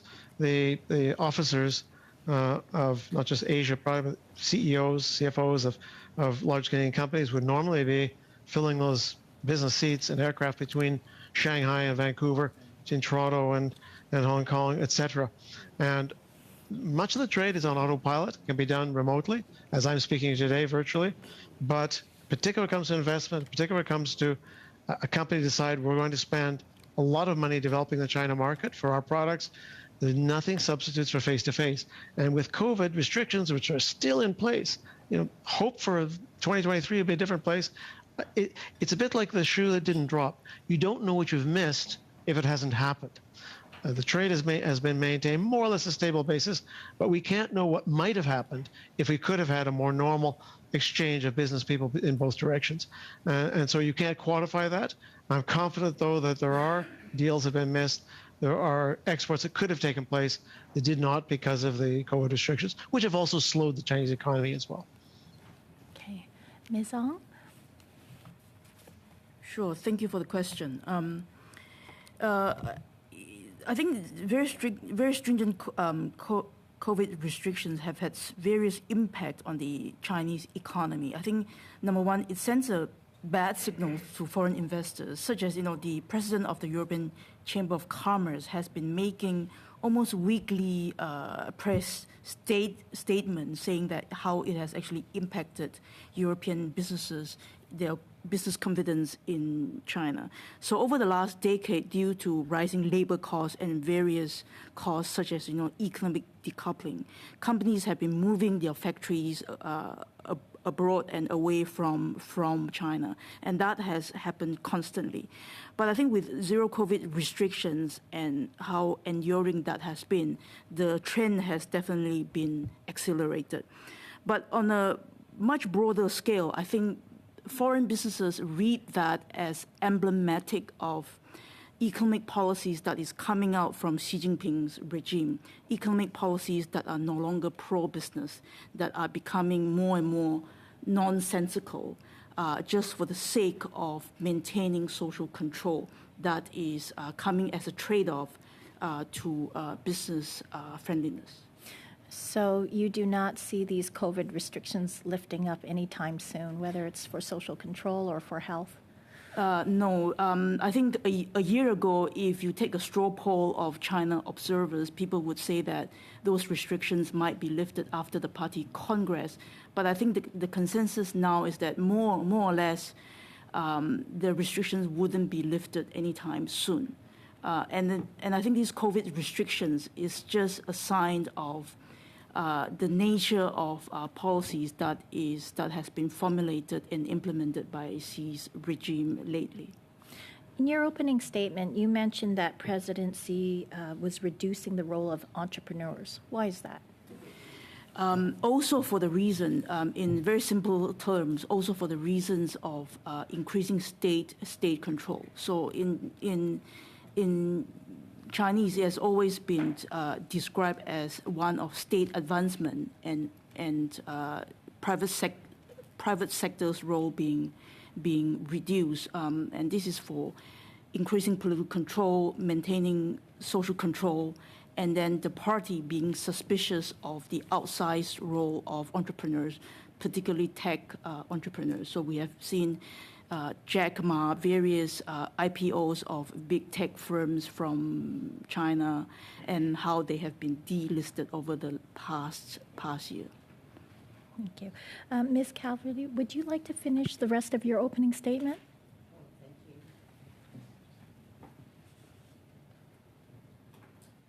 This is what we saw in the recent federal election, where the United Front used WeChat to spread misinformation regarding parliamentarians, critical of the CCP in a number of ridings, to influence the outcome of the election. Canada must stand firm in our resolve in providing Hong Kongers with a safe route out of the city and to safeguard their rights, freedoms, and security once they are on Canadian soil. Thank you. And what steps do you feel that the Canadian government can take to encourage ethical investing? I think two sides we need to consider. First is legislation. The second is country risk analysis. For example, let me talk about country risk analysis first. I think a year ago... Excuse me again, Ms. Calverley, but we are out of time for Ms. Yip's round. But Okay. Hold that thought. I'm sure you'll have an opportunity to finish that one, too. Thank you very much. I'd like to go to now Mr. Bergeron for 6 minutes or less. Thank you, Chair. First of all, thank you very much to our witnesses for being with us this evening. Thank you for engaging in this exercise, even at this late hour. Thank you for shedding light on our reflection process for Chinese-Canadian relations. When appearing on February 5th, 2020, the former ambassador of Canada to China, Mr. Dominique Barton, stated before the members of this committee that relations between the two countries, and I quote, have deeply changed. In December 2018, he stated that mistrust was quite real. A very simple question to our three witnesses. Do you have the feeling that since the end of the Meng Wanzhou affair and the two Michaels, do you feel that the relationship between the two countries has improved? Or are we still in that kind of crisis situation which doesn't seem to want to disappear?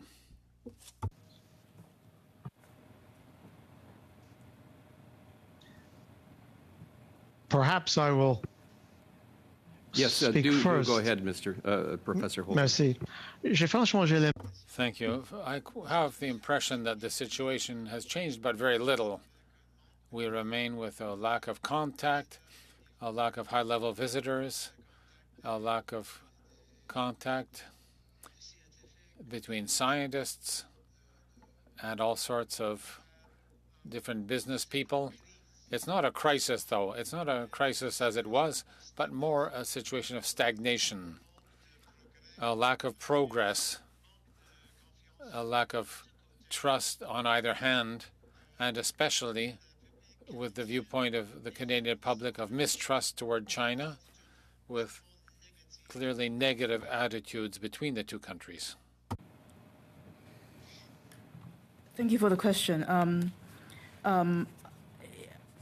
Has it changed? Largely, no. I think if you look at the latest Pew Research poll that polls, societal views of China, I don't think they have actually recovered, and that is very much in line of the public opinion poll result of a lot of Western societies, that people are getting, lacking trust in China.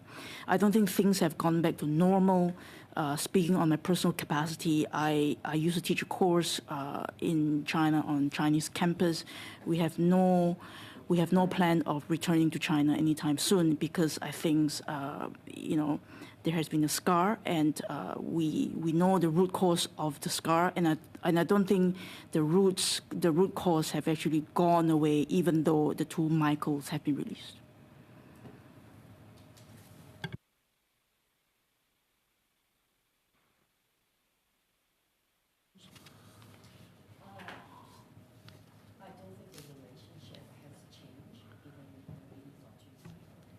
Excuse me, again, we're having a microphone issue. Is somebody supposed to be switching the microphones? Okay. Okay. Remember to push the button down at the bottom there when it's your turn to speak. We're Thank you. experiencing technical difficulties. Please Yeah, stand to by. release, I think release the two Michael has not changed anything. So actually, a lot of Canadians want to know what happened to the two Michael. But I think since they returned, it's been quiet. But in our heart, the scar's been there. It never, repaired. So I think for Canada and China relation to amend or to continue, I think Beijing need to do a lot of work. I think for now, with the situation in Russia and Ukraine, so we start to worry about Taiwan. And I think this is not a period of time we feel safe to visit, for example, Hong Kong, to visit Taiwan or visit China. So I think there's still a lot of work to be done to amend the relationship. Merci beaucoup. Le 21. Thank you very much. On March 21, 2022, the American Department of State announced new visa restrictions for government representatives from the People's Republic of China. The statement asked, from the Department of State, asked the government of the People's Republic of China, and I quote, to end its genocide and its crimes against humanity in Xinjiang and these repressive policies in Tibet and fundamental human rights violated in Hong Kong and also violation of freedom of religion elsewhere in the country. My simple question is, starting when our closest ally and trade partner speaks openly of a genocide in Xinjiang, how do you explain how timid the Canadian government is toward that concept of using that term regarding what's going on in Xinjiang? To whom did you wish? We have time for one answer, Mr. Bergeron. To whom do you wish to direct that? Perhaps Professor Holden? Merci. Thank you. Genocide is the strongest word compared to any other. Even the head of the UN group dealing with human rights matters after his visit in his report referred to a crime against humanity. If we use the term genocide in the sense of repression of a minority, I agree. If we talk about genocide in the sense of physical elimination of a group, we have to separate genocide in Xinjiang from the genocide against Jews in Europe. Maybe it's a technical matter, but even the United States, which set limits to visits from Chinese officials, the President of the United States will have a meeting with the President of China. One can be heavily criticized, one can refuse visits for people who are directly connected with the repression on human rights, but we have to maintain contact and maintain conversations, private conversations between high-level officials and medium-level officials with the People's Republic of China, in my opinion. Thank you. Now we go to Ms. McPherson for 6 minutes. Thank you very much, Mr. Chair, and thank you to the witnesses for being here. Again, it is very late, and I'm very grateful that you've agreed to be with us. Perhaps a little less late for Dr. Holden at the University of Alberta, which is, of course, the university that I went to. Mr. Holden, I was going to start with you, if I could. You talked a little bit about the diplomatic failures, and it was 9 or 10 months between when we didn't have an ambassador. But I think it's a larger discussion around Canada and Canada's diplomatic commitments, I guess, and our commitments to diplomacy. In my opinion, we have privileged trade over development, over diplomacy for far too long. Can you talk a little bit about what that stagnation looks like, what that lack of investment in our relationship has been, and the impacts that has been because we have not had an ambassador? Well, first of all, I'd say that Jim Nicol, our Chargé d'Affaires, who I know very well, he's now going off to Taipei, has done a stellar job in the absence of an ambassador. But having an ambassador is symbolically important, but substantively important as well, because it allows better access, not great access in Beijing now, but better access. And again, an ambassador is not just there to eat canapes and go to cocktails. An ambassador is there who can go in and deliver tough messages, and also through his or her contacts in the case of Jennifer May, to provide Ottawa with great advice.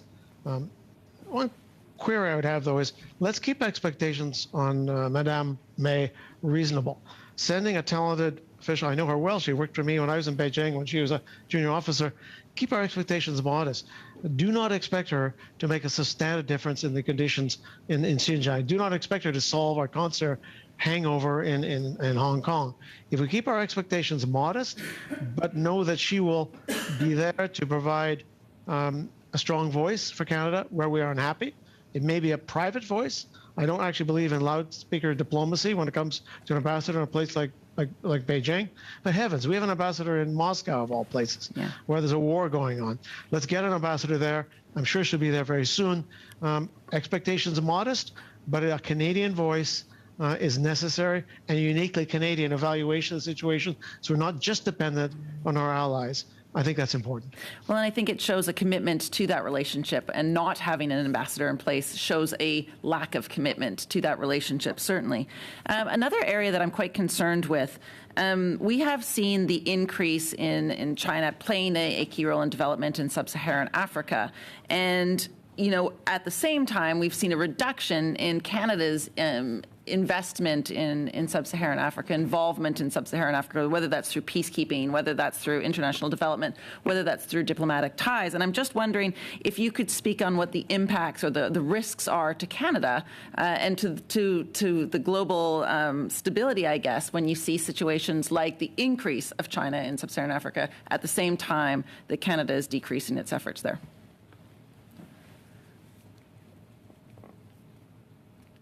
Again, we'd ask people to direct questions. Oh, sorry. To the individual. Sorry, that was just continuing on with what Dr. Holden had said. Sure. Okay. Absolutely. At a time, in the past, I worked on Africa in what is now Global Affairs, and I follow very closely, and I've been to Africa from looking at it from a China lens. And Chinese are all over Africa. They're the number one trading partner for most African states. Africans will tell you, however, it's not as if the colonial powers covered themselves with glory in their work in Africa. And the Africans are often a bit uneasy with that experience. Canada comes with an advantage. We had no colonial experience in Africa. We're seen as a good partner, but it takes a lot of time, senior level attention. It takes development funding, and it takes active commercial relationship. We will not be able to play a role as high profile as that of China, but we can play our part. And if we don't do that, we just leave the field free for the Chinese or for other non-democratic actors, ones who don't necessarily share our values. So absolutely, we need to be there with spurs on to make sure that we're at least noticed and that we can play a role, again, not exaggerating the potential for us. Thank you very much. Dr. Ong, did you have anything that you'd like to add to that as well? Thank you.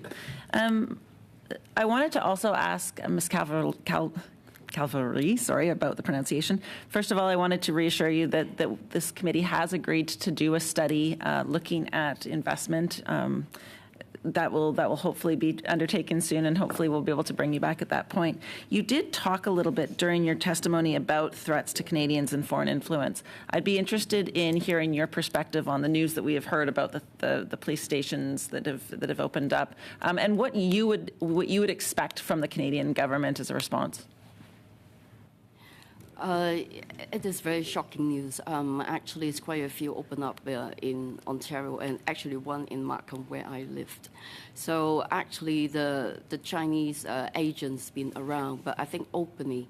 So actually, it's Chinese police. It's really first time we heard, and I think like they openly doing that because there's no legislation. There's nothing to deter them, nothing to punish them. So I think actually Canada should have some new legislation. So because as police from China, they should be agent, they're government official, right? They cannot just open and offices in Canada. And they claim that they just help the Chinese citizen to renew their passport. They don't need that because they have their own embassy. So they use that actually to intimidate the Chinese citizen in the past, to scare them to go back to China to face trial and then threaten their family. But now I think with the police station, actually in Markham, actually they can intimidate people like us. I've been living in Canada for many decades. Now I feel frightened. I need to install a camera in my house. So I think Canadian government need to really look into this because they actually Chinese police. So they should be considered as agents. So there should be legislation that they need to inform Canadian government that they are agents. And I'm very sorry that you feel so threatened in this country. That is horrific. Ms. McPherson, you are way over time. Mr. Chong. Thank you, 4 or Mr. 5 Chair. minutes. Thank you, Mr. Chair. This question is for all three of you.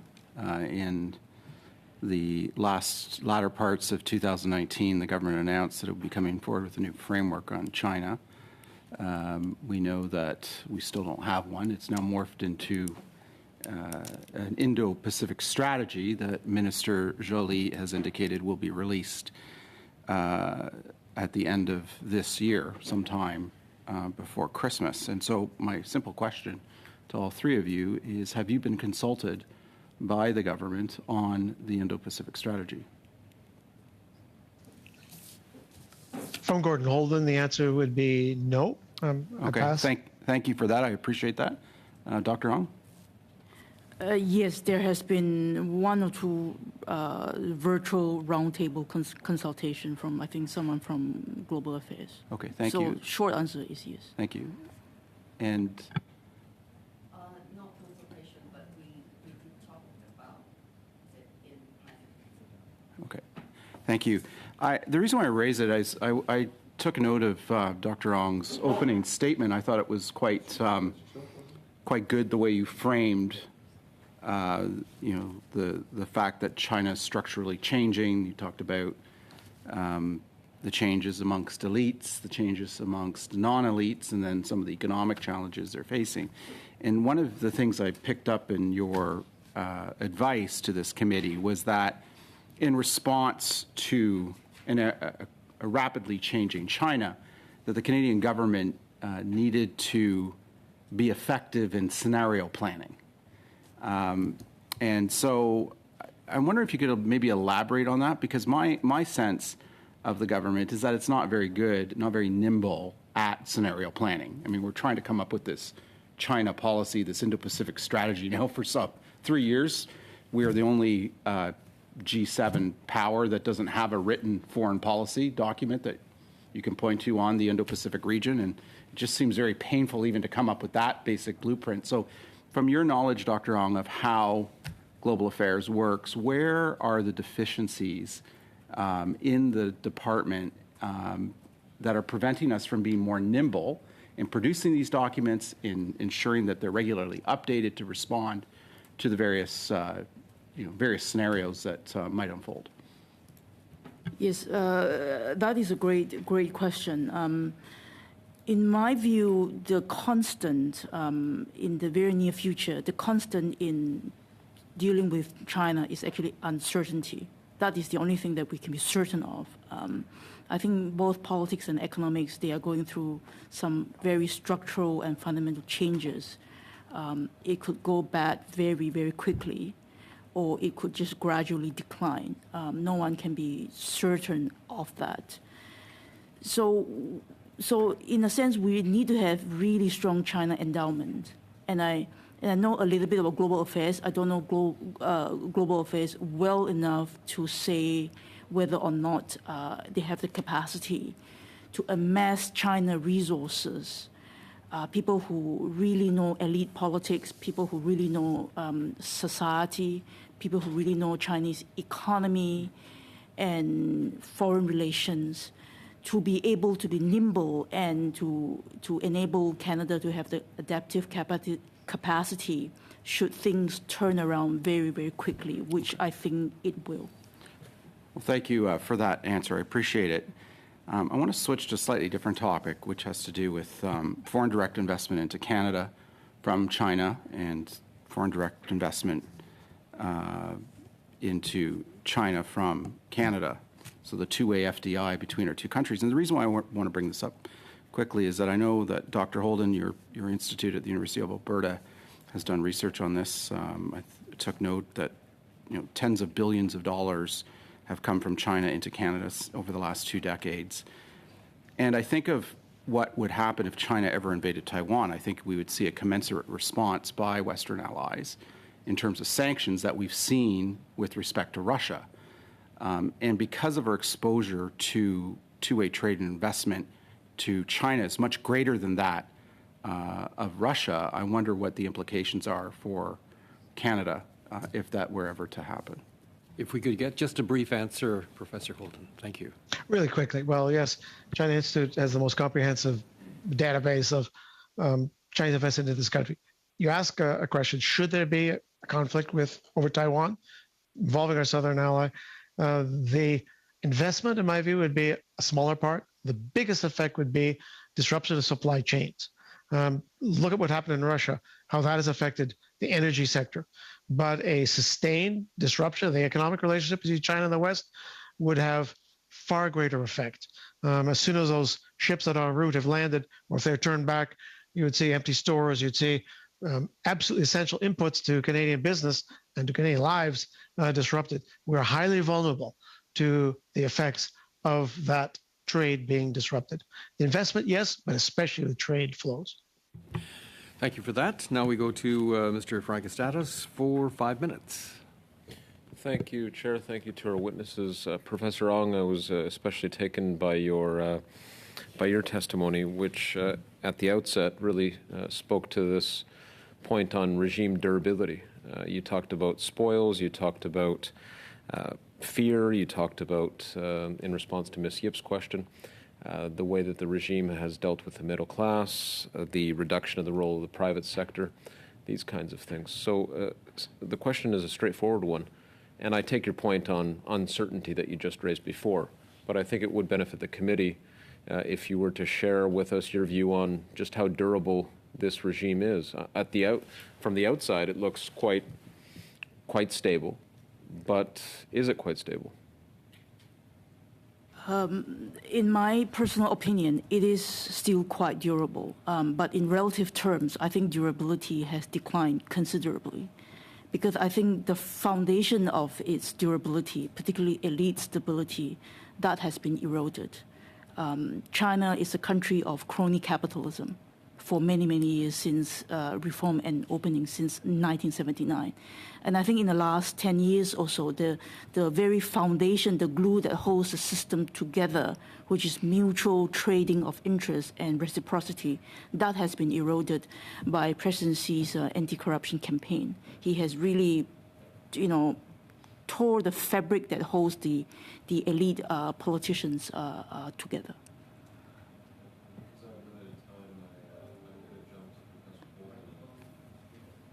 Because I have limited time, I'm going to jump to Professor Holden and ask him the same question, sir. How durable is the regime in China, in your view? Well, thank you so much. I had the opportunity to serve in Canadian embassies on 3 communist countries on 3 different continents.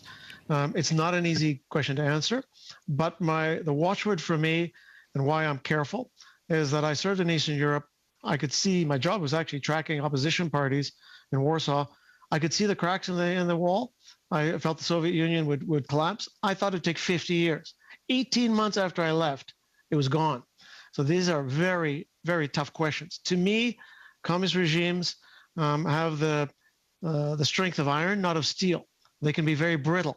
And when you have disunity at the top, which to me is the most likely cause of change in China, that is regime collapse, it would be struggle at the top.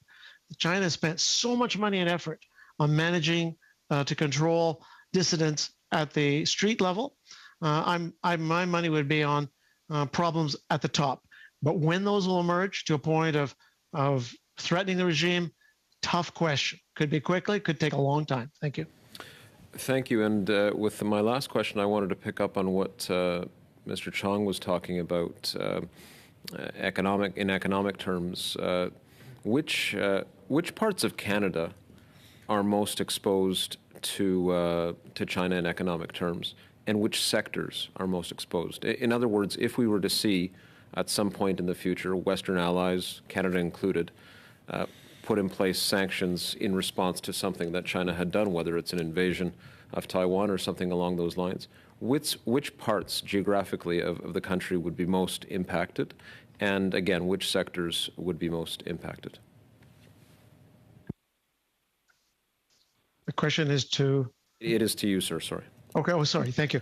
I would say just grosso modo, and I'm simplifying, the dependency declines as you move east.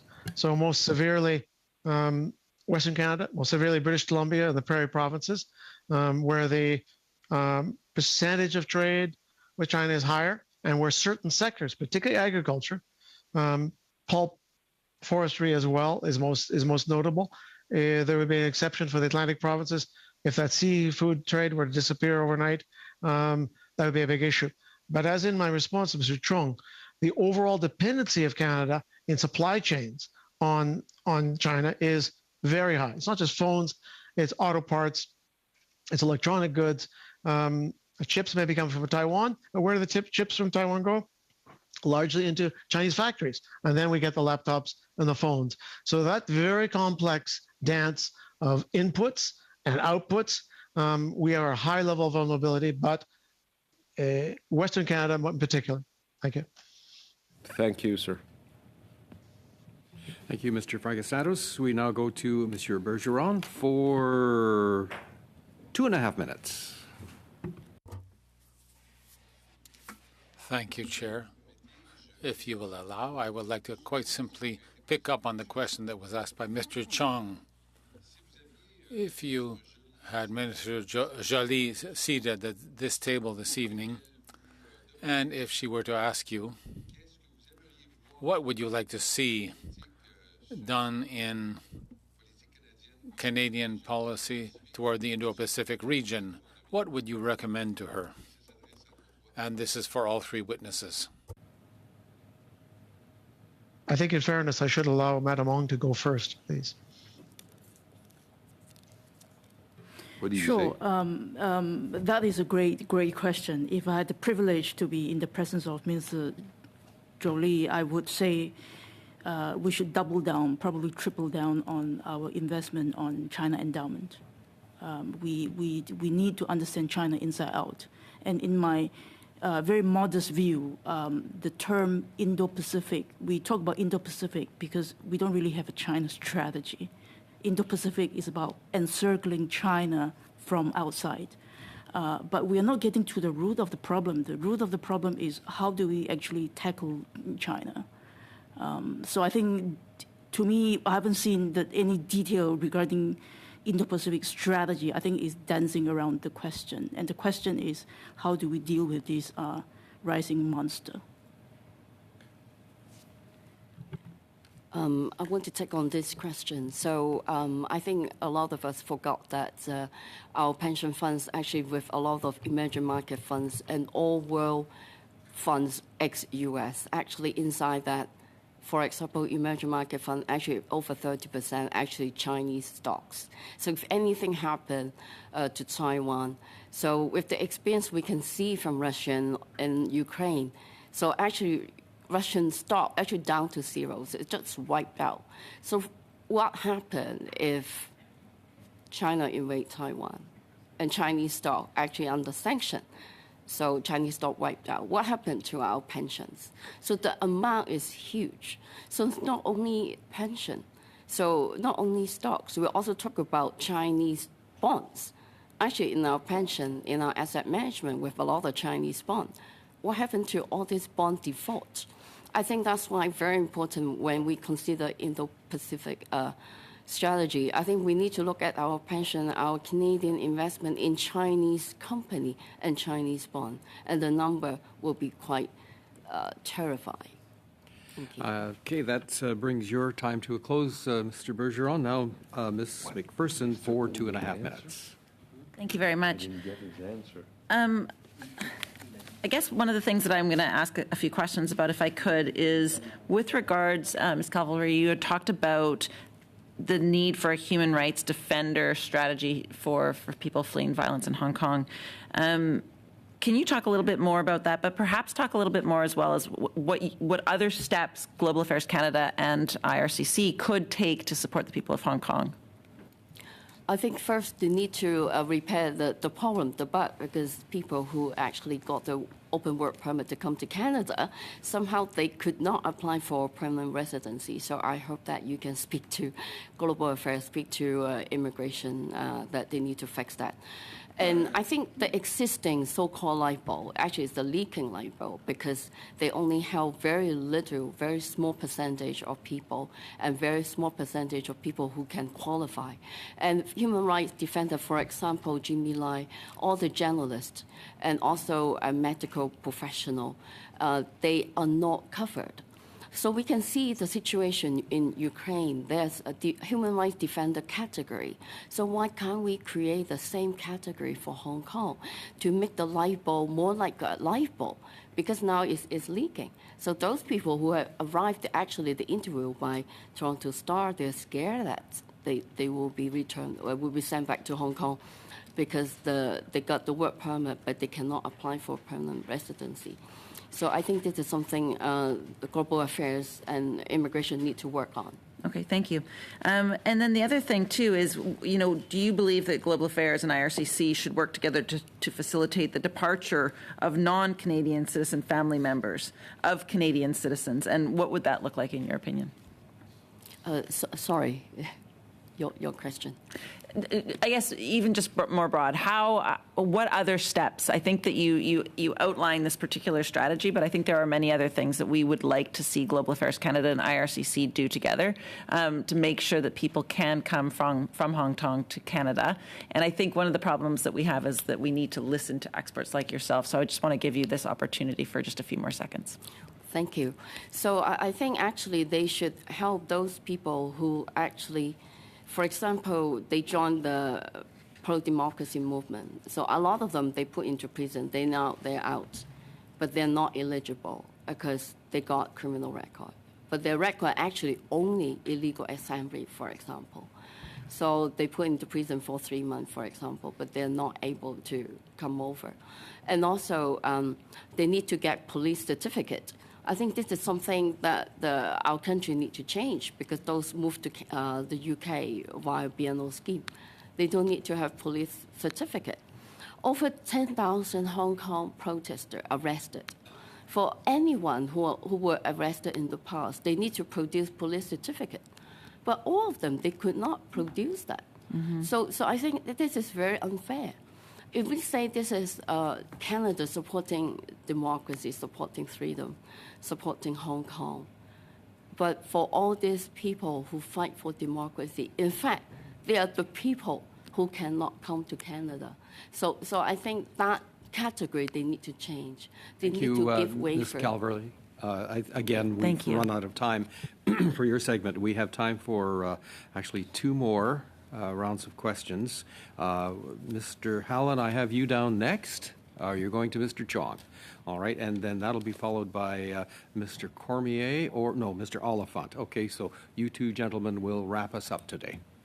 Thank you, Mr. Chair. I'd like to explore this issue of the impact on two-way trade in the event that Canada and other allies were ever to sanction Russia because of some geopolitical event that took place.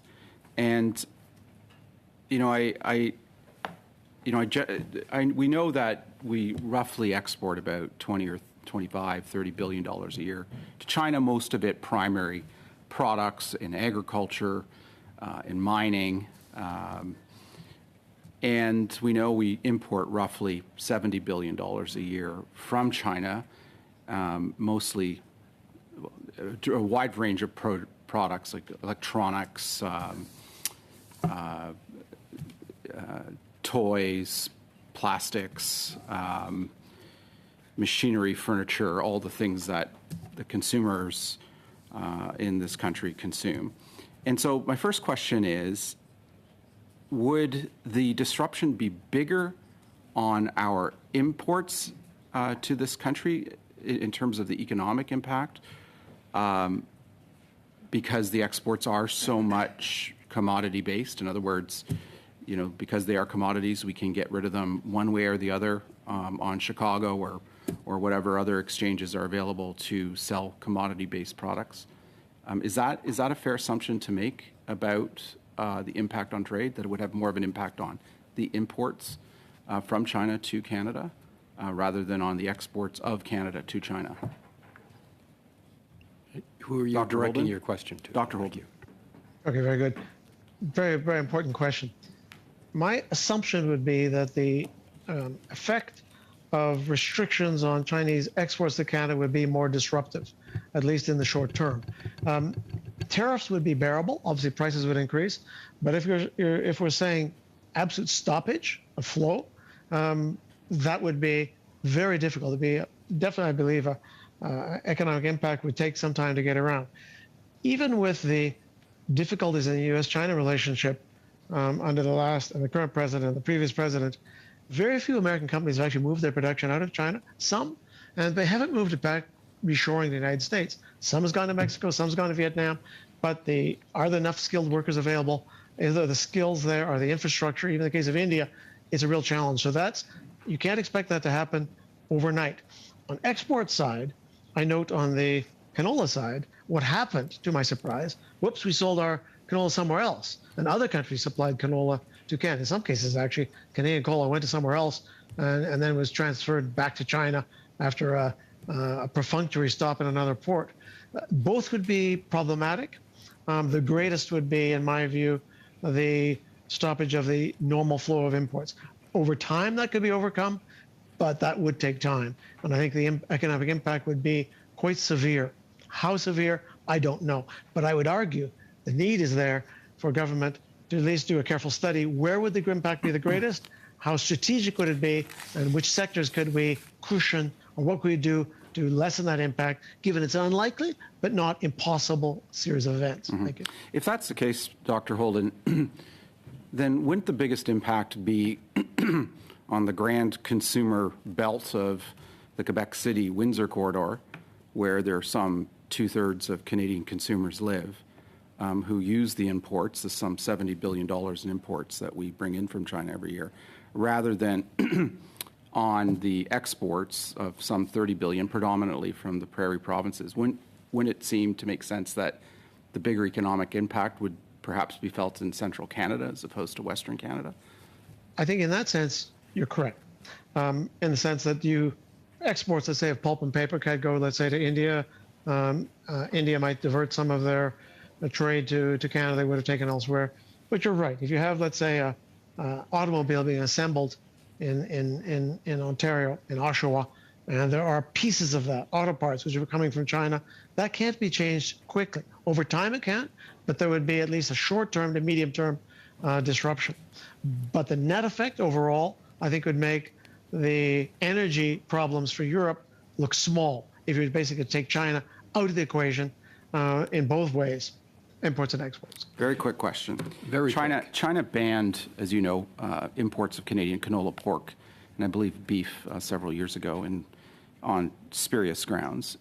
I'm wondering, when China lifted those bans, should the Canadian government indicated that they weren't prepared to grant whatever permits were necessary for those exports? A very brief as a signal answer to China not to try to pull that stunt again? A very brief answer, Professor Holden. Thank you. Yeah, you can do that. My worry is sometimes you get into tit for tat in trade issues. Chinese can out-tat you in some sense because they got so many levers, and their government could pull those levers so easily. Thank you. And for our final questioning, we'll go to Mr. Oliphant. Thank you, Mr. Chair, and to all three of you, thank you for taking sharing us with your time and your wisdom and your experience. Professor Ong, I want to start with you.